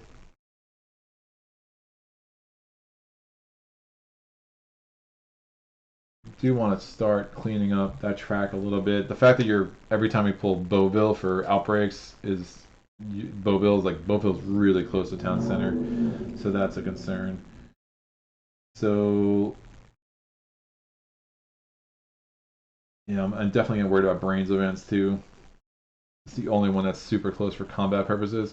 So I'm going to use an action to move Big Wheels Carter here. I am going to do, this should have a chaos marker too, because that is a namespace. Sorry about that. So Carter's going to try to restore order there. So again, no infection increase for hand-to-hand combat with Big Wheels Carter. It is going to be human times 2 because it's an 8 to a 3. And we rolled a 5, not the roll of dreams. So 2 damage to the Zeds, 1 damage to Big Wheels Carter. And he's now stuck there because he ended at a turn with a chaos marker. Notice I didn't even try to do the plow through. I didn't want to do the plow through. Just wanted to kind of reclaim that space and put more buffer between the Zeds and town center. That was the first action from here. Second action, I have 2 more. Oh man. My head already hurts. Like this game can really start to that make you wonder, like, what's going on? Tempted to move this guy out of here. He just seems like he's just wasted.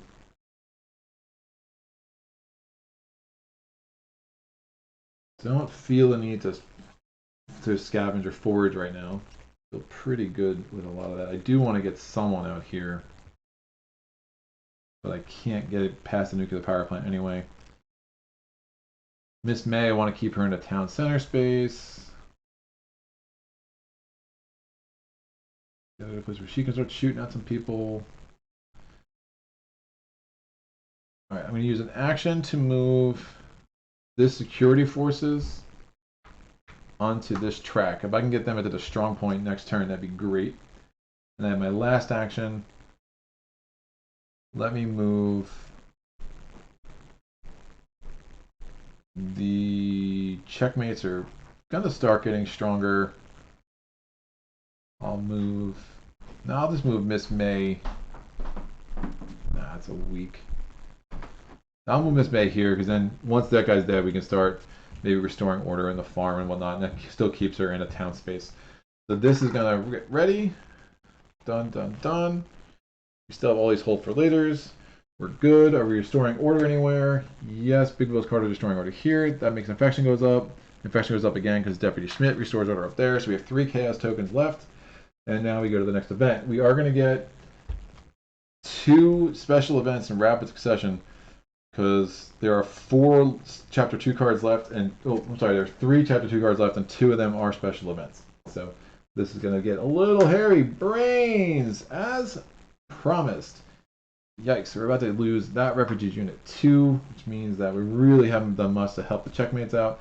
This special turn only, we're going to move up 3. So there's a pressure event, we ignore that. 3 infection increase. All tracks activate with each Zeds unit activating 1 space only. However, if a Zed unit activation results in a combat that it wins, it moves again. Great, we're going to start with this track. This goes in, it's hand to hand. It doesn't increase infection because it's Big Will's Carter. It's human times 2, human times 3 because of the terrain shift. So we should be able to take care of him handily. Yep, rolled an 8, no damage to Big Will's Carter. This unit is out. What do we got? Hey, I have to say hi. What's up, Daniel? Did you blow out the candles already? No, man, I was waiting for you. David, roll out the chaos tokens with a candy corn? Yeah, they absolutely do. MS 11 here in Germany, so gotta go. Congrats on 2 years and good luck not getting eaten by Zeds. I will watch the end tomorrow to see how you fared. Cheers. Bye, MS. Yes, thank you so much for stopping in. Alright, so we're done with this activation on this subverse track. This is moving in. That does mean unchecked outbreak, which is not great. And do I want to save these guys? Sure. Order of operation gets weird. I think we do the unchecked outbreak now, and then I try to save these guys later. So unchecked outbreak, again, I already know it's a Zed Hemoths. I don't know where I'm going to put them yet, but I rolled an 8, so this goes down to a 5. Fate track says I'm putting these dudes where? In the suburbs, and that's really nice. You know why? Because I already activated the suburbs track, and having Big Will's Carter in the same places as Zed Hemoths is not a bad place to be. So, Liquid Courage, you head to Reggie's Roadhouse for a brief respite and to gather your courage before the next onslaught. Place this card at the beginning of any hand-to-hand combat for a one-time 2 shift. After the fight, the player unit suffers 1 hit. You might actually use that on Big Will's Carter as well. It's easier to use it on him when he has 6 hits before he's the gunner. So that might make some sense to really try to cut these guys down to size. But I obviously have a lot of units now on the suburbs track and only the Zed Hemoths to worry about. But we already activated that track, so we're good to go. That activation is done. I'm going to make a saving roll for the refugees. I rolled a 6. This goes up. These guys go into the Hospitale and with an EKG marker. Again, we'll load up that refugee camp. Mostly doing it for the checkmates. You do get better epilogues if you save more refugees. I really don't care about epilogues that much. I'm just trying to survive here. Dave Rolla, no candles with the fires that are burning from the destructions and sends and calls are pretty nicely for a 2-year anniversary. Yeah, no doubt. Space people gotta say goodbye from the UK. Good luck. Thank you very much. All right, activating the mountain track. There was nothing there to activate, so we are gonna put the Space Mountain. Space Mountain. God, I went to Disney for a second. We're putting a Zed's unit on the top of the mountain, on the star space of the mountain track. This actually comes away. That was just a no entry marker, so we'll start dealing with that this turn. And now we're going to have these Zed units are unfortunately going to enter where the strong point is, so I can't get set up there for defensive purposes, but I will try to make some magic happen with that unit anyway. Now we're activating on the tunnel track. So first we're activating on the unit that's in the catacombs. I rolled a 2. He advances normally. Dr. Martuse's office now gets a chaos marker. This dude goes into the catacombs, and then Stenchy Boy goes on to the Red Lab 7. We've activated all the Zed units on the board, and now this Brains event is done. Next event, probably looking at back-to-back Brains if I'm not mistaken. No! Research Discovery! Don't hate that. Although that could be interesting. So Raiders, Rangers, Refugees, Rescuers. I'll move this guy forward. It's a 4R1. We have to roll for the infection phase. I need higher than a 6. I rolled a 6. Yikes. Fate card. Bam. Mountain. Gets a regular Zed unit in the mountain. And that's going to go in the place with the chaos marker closest to town center. So that goes there and lefties pass. And then we play this card now. All refugees units, including VIP survivors, must retreat one space away from town center. If they enter a space with the Zed units, they are immediately devoured. This guy backs up. This guy backs up. That fate card is done. Could have been worse. Don't hate it.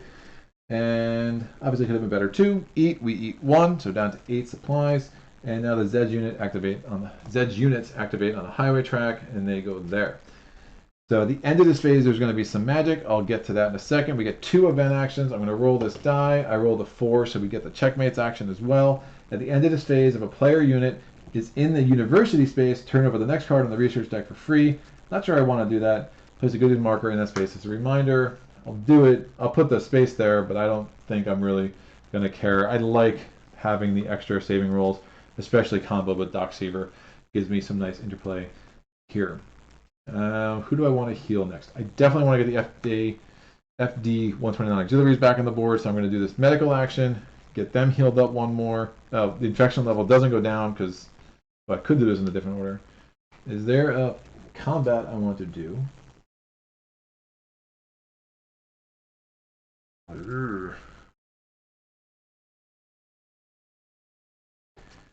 First things first, let me do this player action. I'm going to do a gunfire attack with Mauser and try to Hauser, and just try to wipe that dude out. It doesn't cost any ammo because her first gunfire doesn't. So I roll 3 dice. I rolled a 7. She's doing a gunfire attack of a 4, so it's 2 damage.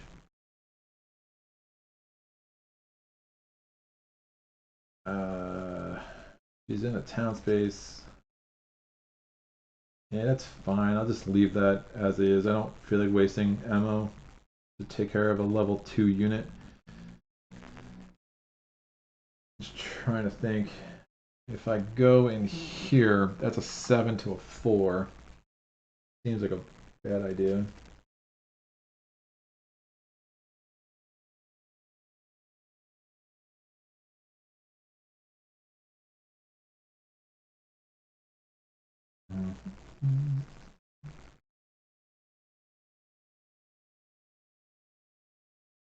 Let's try to take down these Zedhemus a little bit. We're going to move in here. I'm going to use the... Well, that's... Throw something at them is hilarious. I'm going to use the Hope for Later to get +2 on a fight. Infection level does not go up because hand-to-hand doesn't matter. With whatever, he's going to take a hit is what's going to happen at the end of this. I'll put this here with a reminder that I put the hit on him. So it is Zed's advantage because it's a 12 to an 8. It becomes human advantage because of the ×2 because we got what's his name? We got Carter, and Carter went to the roadhouse to get the courage to do this, and now he's like super reckless. So he's fighting with abandon with his little truck here. Let's see if we can pull this off. I rolled a 5. What a garbage roll that was. 2 damage to the Zedhemus. They're going to back up. They go to the university. 2 damage to Big Wheel, so he's going to flip, and he gets 1 more damage because, again, he was drunk in his truck, and that's what happens. So he took 3 damage total. We're going to definitely want to move him out of there next turn, hopefully. This goes away. This is used. Did I spend an action to do that? No, I forgot to do that, so that would have been the checkmates action. We have an initiative action with Deputy Schmidt. I mean, he could start messing with these guys. That seems not all that helpful. I could just put him over to Lucky Strike Mine. We'll do that. Got some possibilities there. I have 2 more actions.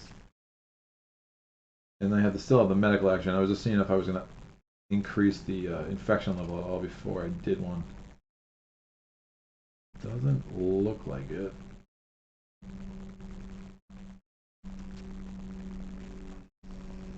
Yeah, I could move. You know what? I kind of want to get a barricade in this. I haven't done barricades at all. Like, I love a barricade there. It's just really nice. Let me do that. I'm going to move 1, and the checkmates will start being a little more useful. I'm going to use my last action, 2 supplies, and we're going to get a barricade. There's going to be 2 terrain shifts, just in case that whole track starts getting really crazy. Kind of like where we're at. I don't love what happened here. It was a little reckless, but I feel like it made some sense. And then we'll see. Hopefully the Super Strike doesn't activate next turn. So I did not get the goodies. That's going to come off. We're in housekeeping. I'm going to do that. Infection level goes up. Oh, I have the medical. Let me do that before I forget. And we'll get the FG day. So we don't get the infection decrease, but you know, it's actually, and if I have the checkmates in play, let me just heal these guys and they'll go into the refugee camp. That's gonna mean, nah, we'll heal up. We'll heal up the auxiliaries. We'll get them back sooner. Done. This chaos marker was restored. No other chaos markers with player units. That's fine. We're now going to go to the next thing, which is going to be the fate card, or the event card. It's going to be a special event. Here we go. The doctor is in. That's rough. Oh, it's so bad. Oh, we're going from 1 to 13. Oh, it's so stupid. All right, Raiders, Rangers, Refugees, Rescuers, nothing happens there. And then at the end of the infection phase, so we have to roll to 1. I can't, well, we're not rolling anyway. So the end of this phase, this goes up to 13. Then we do an unchecked outbreak.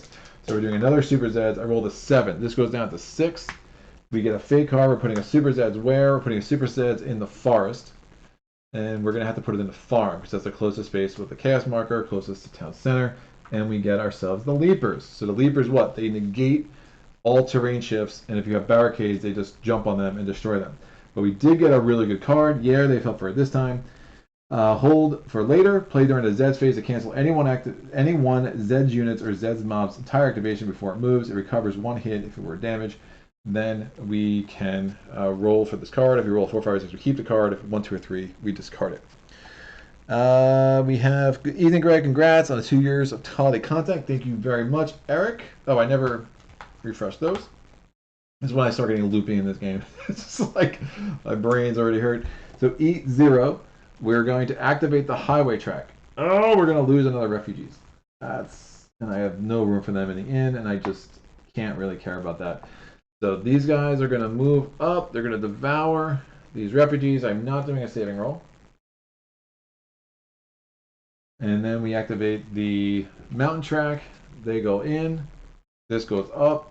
It is 6 to a 4, so it's Zed's advantage. Equal to because of the terrain shift. Human advantage because of the Eagle Scout. You roll. It's an 8. That's a good roll. Human advantage. So 3 damage to you.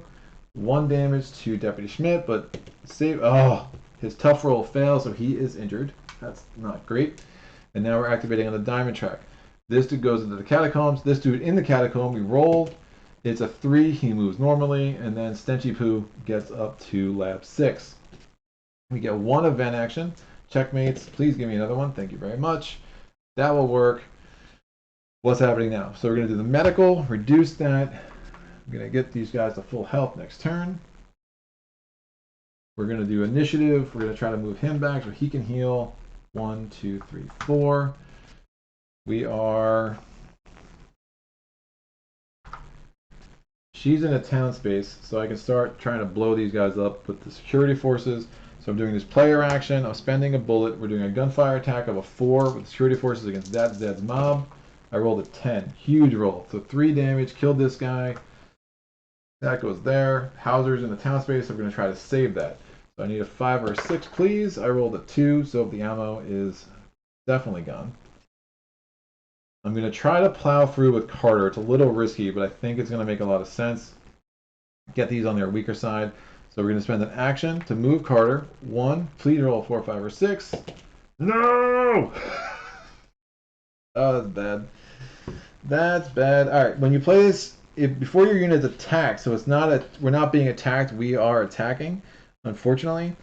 So looks like Carter is going to need a saving roll, otherwise you might lose him. Hand-to-hand combat with him does not increase, but it is Zeds times 3, so this is a rough roll.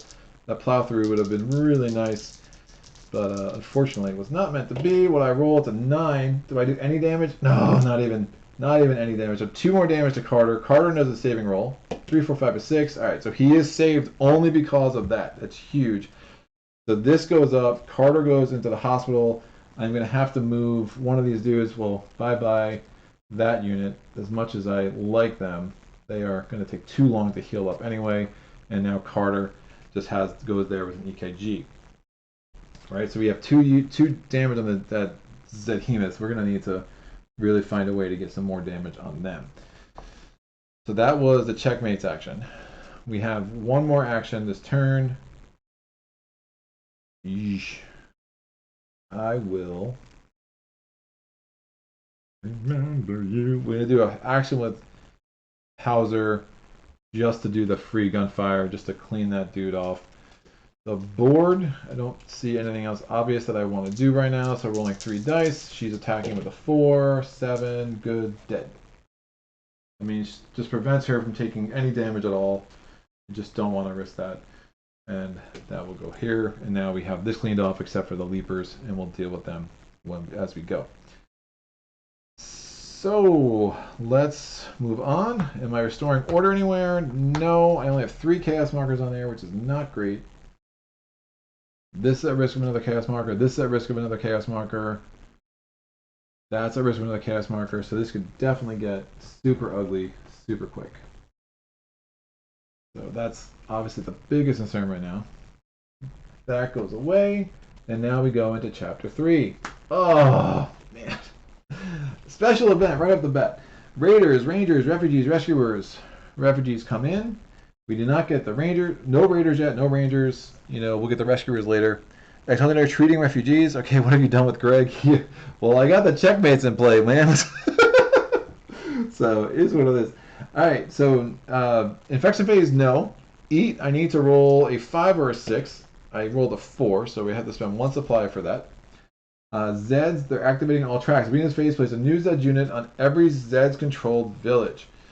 So at least we cleaned up Beauville, but we get a unit here because East Iric is Zeds controlled. We get a new unit in St. Thomas because that is Zeds controlled. We get a new unit in Lefty's Pass because that is Zeds controlled. And we get a new unit in Ingeborg because that is also Zeds controlled. Remove all. Ah, that's what I was worried about. Hopefully that plow through is going to come back and haunt me for sure. So remove all hit markers of Zed units. It's only these 2. But obviously that's the big one because now we have the Zedhemus to contend with, so that's going to be definitely some gunfire attack. Try to get Mauser down into the suburbs to really start dealing with them. All right, we're going to do activate all tracks. This goes up, chaos marker. This goes up, move, chaos marker, move. How is there still a unit in the start space of the mountain track?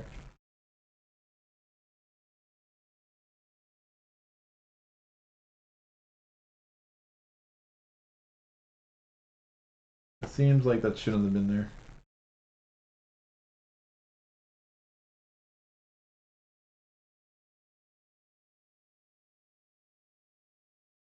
Is there an event? I feel like they should have probably moved forward at some point. Anybody remember? Start space on the mountain track. think I just forgot to activate them. Yeah, I did a fate draw with this one, and then they should have definitely moved when I had the brains event. That makes more sense. And we had the mountain track again. They should have moved twice. I've been totally neglecting them.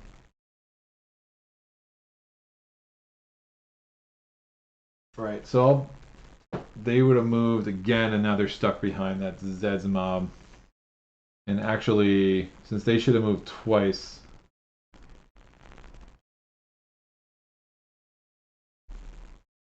they would have joined up, and then he would have been placed here. That's probably how that should have worked out. If I had that wrong, someone can let me know.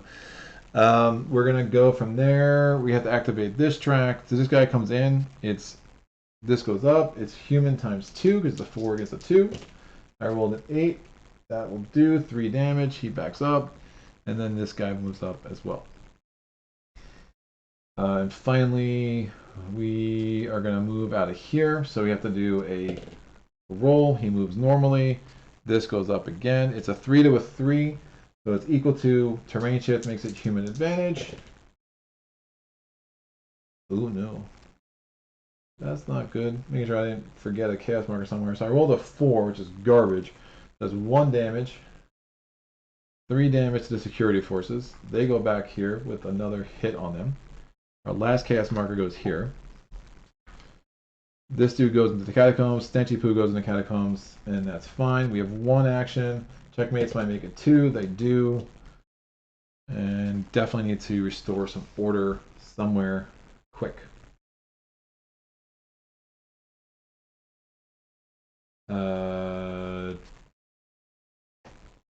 Place a new. Oh yes, and then this would have moved up here. This would have moved up there. Right. So that's correct.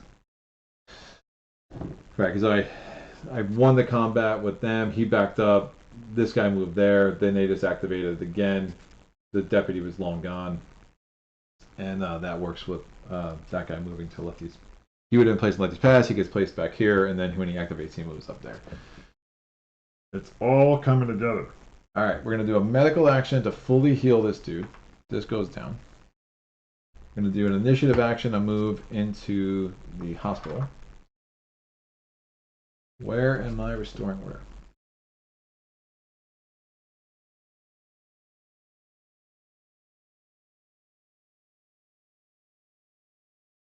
Yikes.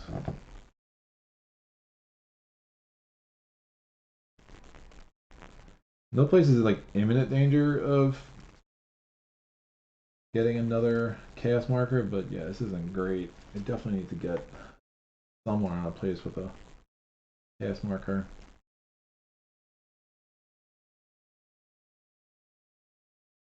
Really want to try to get back to that strong point. That would help for sure. Only have 2 actions. Let me try to do this. I can cancel an activation with this, so that helps. I get 2 more event actions here. Want to leave May there because she's gonna have to deal with the leapers. So let me spend an action.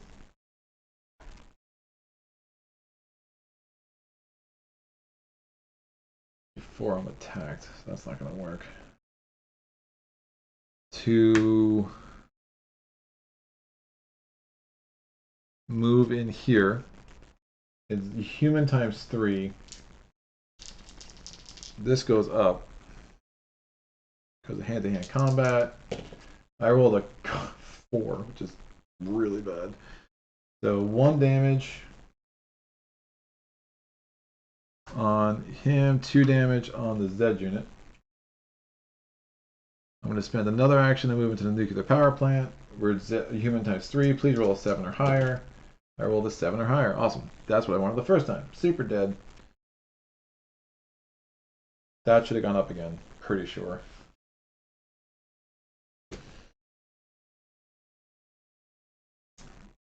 Yeah, I'm pretty sure I only moved that up once instead of twice.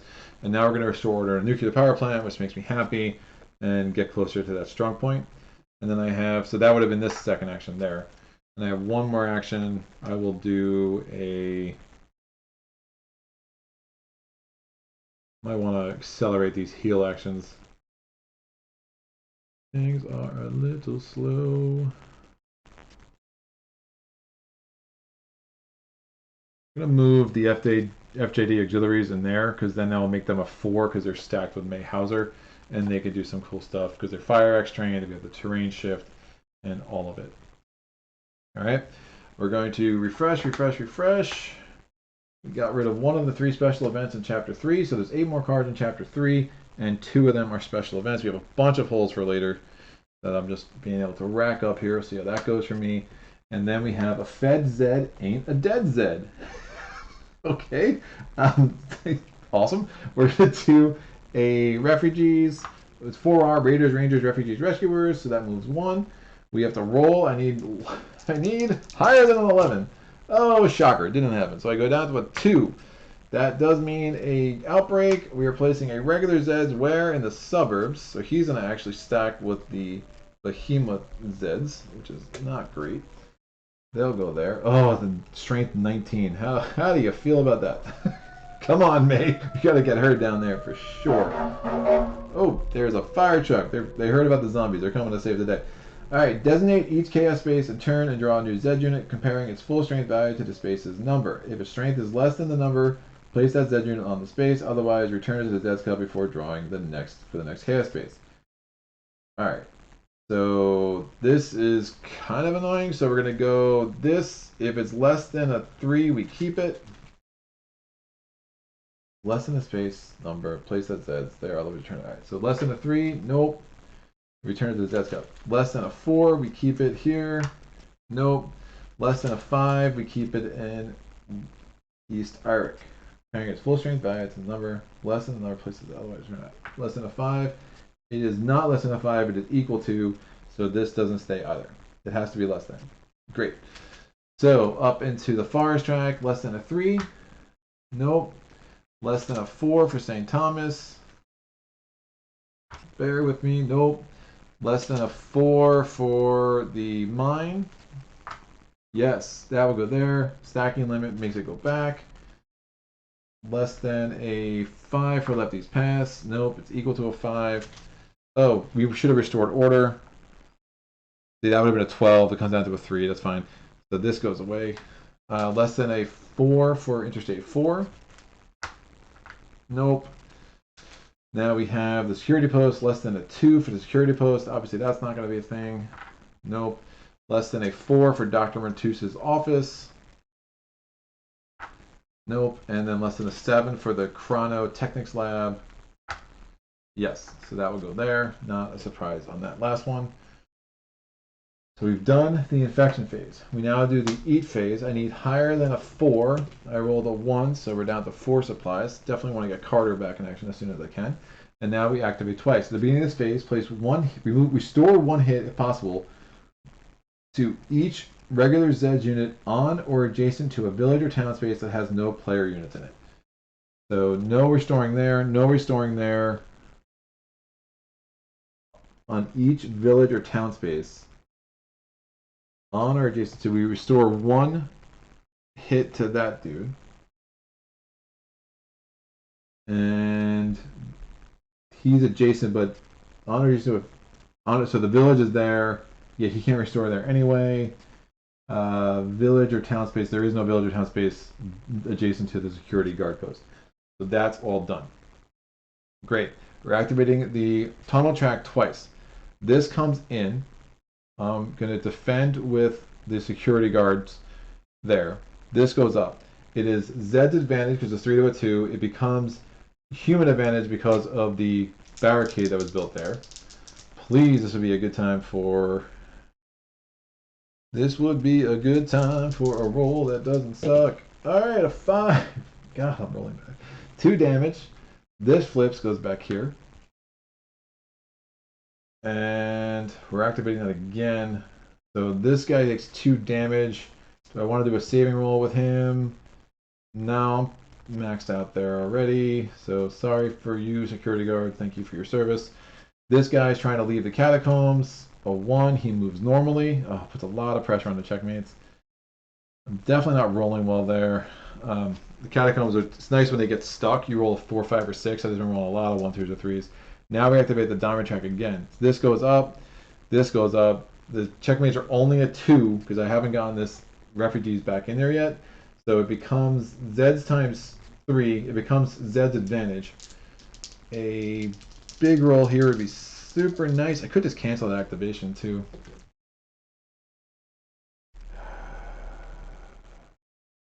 Let me cancel that activation. I think that just makes the most sense with what I've got going on there. So I'm going to cancel it. 4, 5, or 6, I keep the card. I rolled a 2. This card is gone. I just don't want to lose this barricades, and I'm about to get the checkmates power up, so I think that makes the most sense. This Zed unit comes in there. This Zed unit goes in there. And now I activate the highway track. This goes in. This goes up. It is a equal to becomes human advantage because of the terrain shift. Please stop rolling like garbage. A 7. 2 damage. And retreat. 1 damage to the guards. That means they're on their reduced side. That's not great. It's going to be hard to get them back into the strong point. They're going to need to get some healing. All right, 2 event actions. We're going to do the checkmates roll. I got a 5, so we get another action. Who's still with me? I'm getting tired. Hold on, taking a little break.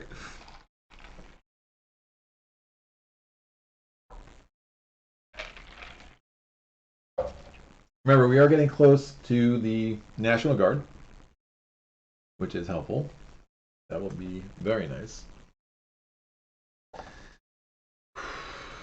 Okay. Trying to take stock of where I'm at. I'm going to use the initiative on myself to heal up the deputy. I think deputy is going to go try to save the day up by the nuclear power plant. If he could just hold down the fort on the highway track, that's good. I have 1 chaos marker here. I need Hauser to start crushing those guys.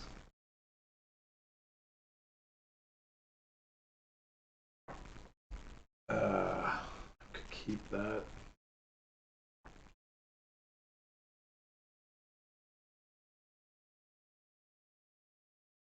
The FJD auxiliaries could also start like using their fire hose action.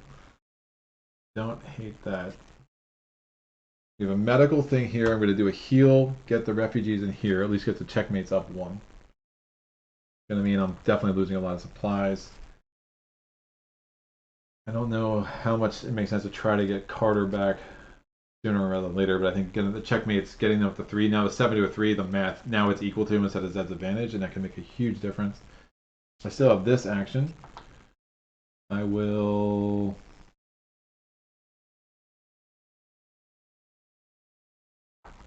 Come on, May. Come on, May.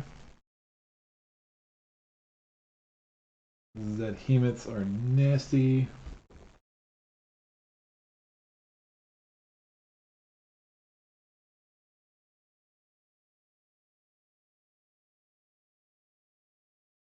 I'm going to use this action to get these, just clear these guys out, because they're really not helping me right now. I mean, I could put them there just for a 2 terrain shift, but they're really just getting in the way of where I'm going to need to move May pretty soon. So we'll do that. I have 3 more actions here.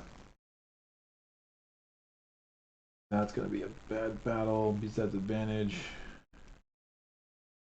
Could sacrifice the security guards, though. Oh. Big wheels.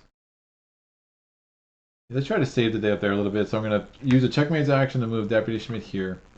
We need another action and then ammo to fire at that. I'm doing a gunfire attack of a 4.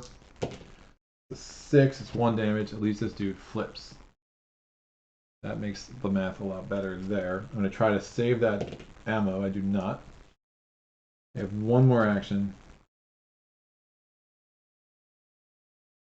And with that action, I will...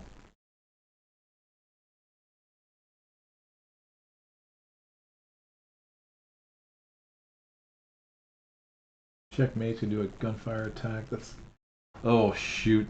we're gonna start getting attacked by Stenchy Poo. And I really need those Catacombs rolls to start going differently. That is for sure. The bridge hasn't been out yet. I could do just an action on Carter if I want to try to get him back quicker. Yeah, let me do that. I'll do a heal action on Carter. That does reduce the infection level. Then he comes in here with 2 hits on him. And now I could spend supplies or actions to heal him up when he's in town center.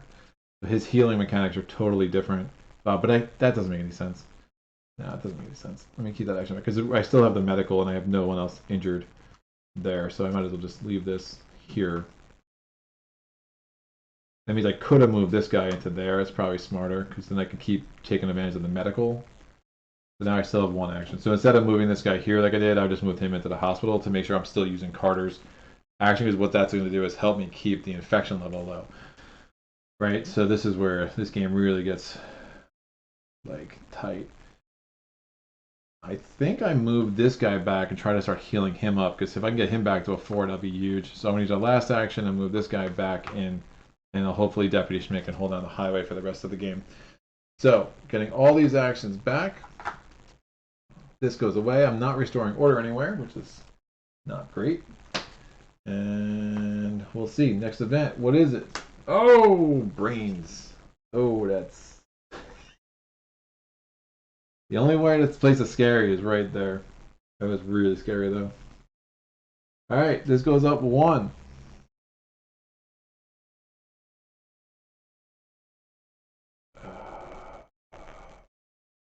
Okay, all tracks activate once. Goes there and there. Here and here. Here and here. This goes in. This goes up. It is human advantage. Human ×2 because of Eagle Scout. I rolled a 3. Forget that. I'm doing martial arts. I get to re-roll. That's an 11. That's more like it. This dude's dead. And now, moment of truth time. This goes in here. This goes up. It's a 7 to a 3. So that's Zeds ×2. It becomes an equal to. So big roll. I have nothing I can do to boost this. I really need a 7 or higher, or this game might be over. Oh, I rolled a 5. Oh, it's so bad. So 1 damage.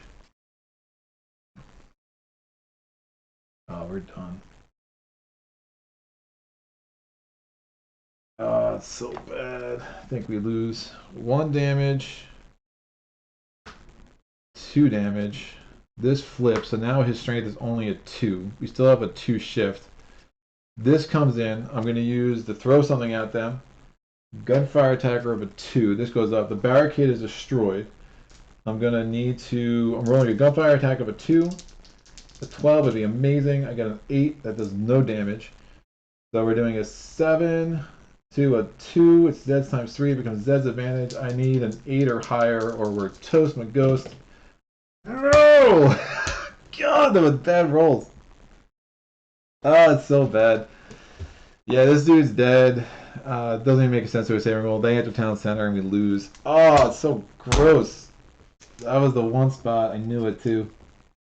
And like, even if when I rolled here to try to keep this card, yeah, they fell for it this time. That was like my 1 vulnerability, and I just couldn't see how to make that better. The 5, I mean, I could have used an action to move these guys in, and then it would have been a 4, and it would have been, instead of the human advantage, it would have been human times, instead of the equal to, it would have been human ×2, which would have been, I would have won that battle. But the reality is, this guy, he moves out of there. He moves normal. He does a stench attack. Just the tunnel was just totally the worst. It just, the Catacombs rolls, they just kept moving forward. But that is level 5, man. I'll tell you what. God, I'm so upset, dude. That was bad. That was. I mean, I saw it. I mean, I definitely saw it. That's why I built the barricade. I just couldn't.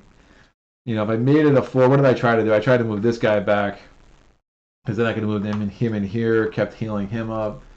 But it really came down to that 1 roll where I needed a equal to, I just needed a 7 or higher. And I just never got great rolls. I was rolling lower than 7, I think, more than like 7's like the interim, right? But I was definitely rolling. I think I rolled a lot more lower than 7 than higher than 7.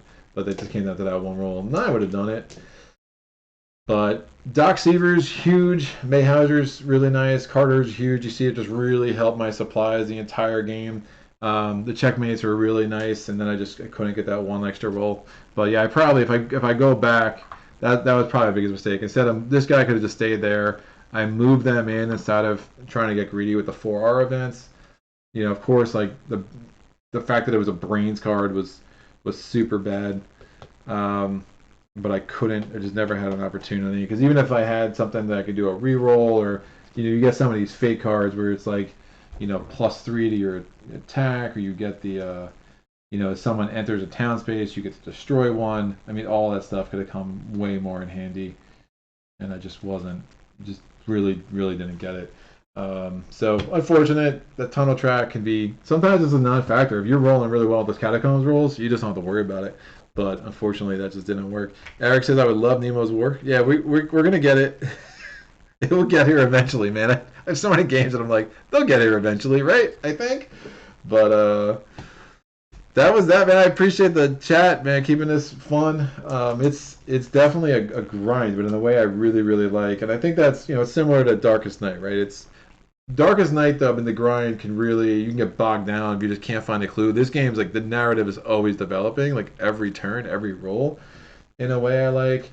But you just think about the number, just one roll here or there. If I keep the catacombs track, fine, I get the next event. I have 3 event actions.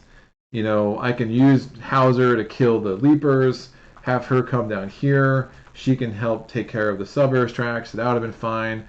I would have been able to get Deputy Schmidt into the strong point in the highway track, and then the big problem would be, all right, how do I deal with the 2 Zeds mobs coming out of the mountain track? But really, you're fighting a battle on 5 fronts, and that's where the 5th track really just stretches you so thin. But I can't complain too much. I mean, getting Big Wheels Carter and the auxiliaries early gave me so much more flexibility. Kingman dying was super unfortunate. That would have been a nice saving roll to go my way for sure. But, it's just, there's so much to like about level 5 of Zeds. And yeah, we're not doing that again today. For sure. We'll take the loss. You're going to lose more than you win at level 5, no doubt. But, we're 3 cards away from the National Guard. Well, 4 cards away from the National Guard, including that one. That could have really helped. But then we have oh, this should have been rough. Brains. Yikes. Brains, add a Zeds unit into Martuse's office, and then you go into level 4 to back-to-back special events. Neither one's a Brains, but you're adding a new Zeds to a number 1 space on the faded track. Oh, then you have a Brains. Yeah, you would have had that would have been rough. If we'd have gone through that, I like our chances. Ooh. That's rough.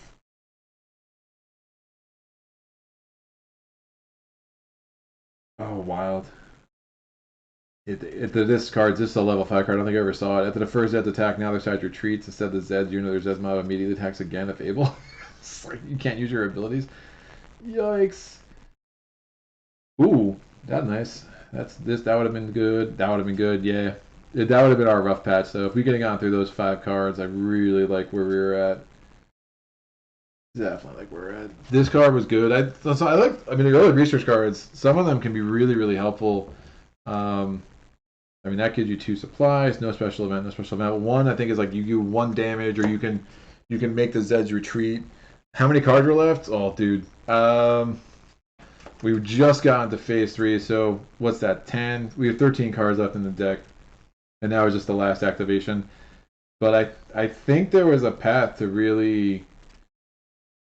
I mean, I think Hauser, where I was at with ammo and her ability to roll 3, I think Hauser would have been good for the forest and the suburbs track. The highway track wasn't an issue. Those guys are still pretty far off. It was really just could we handle the diamond track, or could we handle the tunnel track? And I think that was one of the reasons I wanted to get him back in place, because I knew Stenchmaster was going to start making life difficult. So if I can get him healed up, Carter can't go on the tunnel track, so that's a problem. The Carter was going to be less of an issue. We did have the auxiliaries. I mean, it could have. One argument instead of moving them there like I did, I could have moved them here and try to blow one of them back, right? Because then if I push one back, now we're not dealing with the Zeds mod. That would have been smart. That probably was the right play. But I don't remember where I put those guys up there. I think they were up there a couple of turns ago. But if I did my actions a little differently, I was so worried. I was worried about chaos, right? So like, I mean, obviously this chaos arc would have been here, so I had to, make sure I was kind of clearing this area out. Because if Schmidt holds on to the highway track, I can make sure he clears chaos off of there, and we could have been okay. Obviously, the campground was liable to get some chaos tokens on it, so all that could have gotten really ugly really quick. So it's a tough puzzle, man. It's a tough puzzle. It was really kind of euphoric when I pulled it off yesterday, and that was again it was who did I have? There was Sheriff Hunt, Carter, or Seaver. Sheriff Hunt, Seaver, Big Will's Carter, and El Toro Loco. El Toro Loco was awesome. El Toro Loco is like my favorite, I think, from a flavor standpoint, because it's so zany that you're like, hey, I have a Mexican wrestler. Let's throw it into the mix. I really just like some of the campiness, some of the like the B zombie movie vibes that come out. I guess the other question is, did you get run over? Did you get to run over any Zeds with a big rig? I did, man. That was another moment. If you think about how this game went, when I tried to run over the Zedhemus, which would have got them on their weaker side, and I could have come down here, got more resources, had them come back. But when I got stuck in that fight, which basically killed Big Will's Carter, I mean, it was a sustained few rounds of not rolling very well that really put me behind the eight ball. But this isn't a total luck fest. I mean, you roll so much in this game that I think you expect the downswings and the upswings, and the tactics and the strategy are so rich the way the game comes together that it's still just a fun, crazy experience. David Roll, I'm sorry that Farmingdale has fallen to the zombies. I mean, more sorry about the loss of our friendship, as you clearly have been turned into a zombie as well, and I don't associate with zombies. I mean, we can read the epilogue. Epilogue once and for it was one of the initial cards. I don't do the epilogues much. I find them a little. They're funny how they. There's like multiple layers of things that you can read, but then you want to. I guess you just read the lost one when you lose. But I don't even know. It's in one of these 5 books. This is the problem with having 5 freaking rule books, man. I'm not gonna lie. Wait, nope, that's not normal. What rule book is it in, dude? How do you have 5 rule books? I can't. Of course, it's the last one I'm looking at. The basic rule book. Is it in here? I think it's in here. It better be in here. Is it? Appendix? Nope, not in here. I have literally no idea where these appendixes are. Is it in here? Oh, here we go. Here we go. Losing epilogues. 10 or more chaos on the map. Raiders with all the classes they approach find nothing left to loot.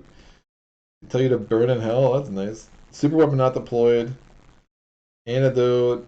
National Guard was never on the board. In disbelief, you listen to the National Guard commander's excuses over the radio. Some of this is so zany. We got once and for all a good night.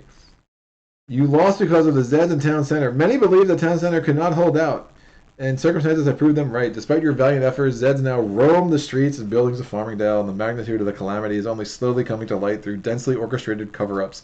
On the city's Welcome to Friendly Farmingdale website, wags are debated as wags. I don't know what that is. Are debating the validity of changing the population number to count the myriad Zeds who now inhabit the town. Zach says harsh. James says it is what it is, Zach. But I've got one hope. I've got one slot open for a gaming friend if you're interested. Man, I'm getting replaced. I'm sorry, I tried.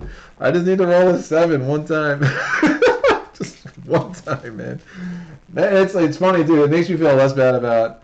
I'm glad it was that track because I know using this when I did felt a little off. But of course, if I didn't use it when I did, I might have felt more of a need to make sure I was shoring up Town Center, or the checkmates might have been dead, and then there would have been no war, right? There would have been nothing left to attack, right? So using this probably put me in an even worse situation because the checkmates wouldn't have been there anymore, so they just move into the Town Center basement, and brains wouldn't apply, so they would just stop there and give me another round to try to reclaim the town center basement. But I'm so stretched in with chaos. I mean, there's so many things that could have gone wrong at some point. So, but this was fun, man. I'll tell you what. What time is it? 2 hours 40 minutes. That's about right. That's probably the longest live stream I've had in a long time. But this was fun. This channel is fun. We'll get back to the anniversary at hand. Thank you so much for all your support over these last 2 years. We will be back with Zeds. I'll probably just do a level 2 apocalypse with the rumors and rails. Maybe I'll see if I can get my hand on the pressure events as well. That could be fun, just to kind of do them everything at once, just to have like a totally different spin on the game. So if I do like multiplayer, have 2-player actions, do the Zed pressure events, just to kind of show them, get the rumors and rails on there, and we will kind of make that work. Zach says sold. Man, my friends are all cutting me out. It's so messed up. So, yeah, like this game, I don't play it enough. Zeds is like the one game when I see pictures of like Too Many Bones or Class, this is a great game. I like it. I see pictures of Maid's Night, Fine Spirit Island. I see a picture of Zeds. I'm like, oh, I want to play Zeds now. It's just something about it that keeps bringing me back, in all of its zaniness. And so many, I feel bad. Like so many of the characters I've just never gotten on the channel. Like I don't think I've ever put Zeno on the channel. Zeno's nuts. Wilson the Hermit's nuts. Alyssa Darling I definitely had. I definitely had General Lee. Horatius is the ape, the primate. Freaking crazy. Otto is tough, man. I don't understand Otto. I don't understand how Otto works. Like I don't find him all that helpful. But Otto allows you to train the civilians, and they have stronger power. So that's like his big mechanic. But I wish he had a special action token to do it. I mean, it can work really nice. At one point, I had like the level 4 civilians. I had them trained, so now they're level 6 civilians, and I had them well armed. So they were like a beast for me up on the forest track one game. But it is what it is. Exhuntonator, good run, Greg. Enjoyed it. I appreciate it. It's thanks to you, sir, that I go through this misery. But it's fine. I'll send you a bill for my for my doctor's bills. Oh, you will notice this little cutout. I did that myself, just to make this all fit better. I know I mutilated my copy of Zeds. I'm over it. This whole track here, all it is for a 2-player game.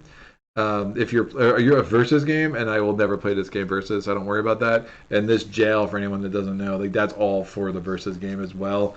The super weapon, had I done enough researching, if I got to the late research cards, the first time I get a super weapon, I get the super weapon token there, and then I have 5 different things that I could do to fit out the super weapon.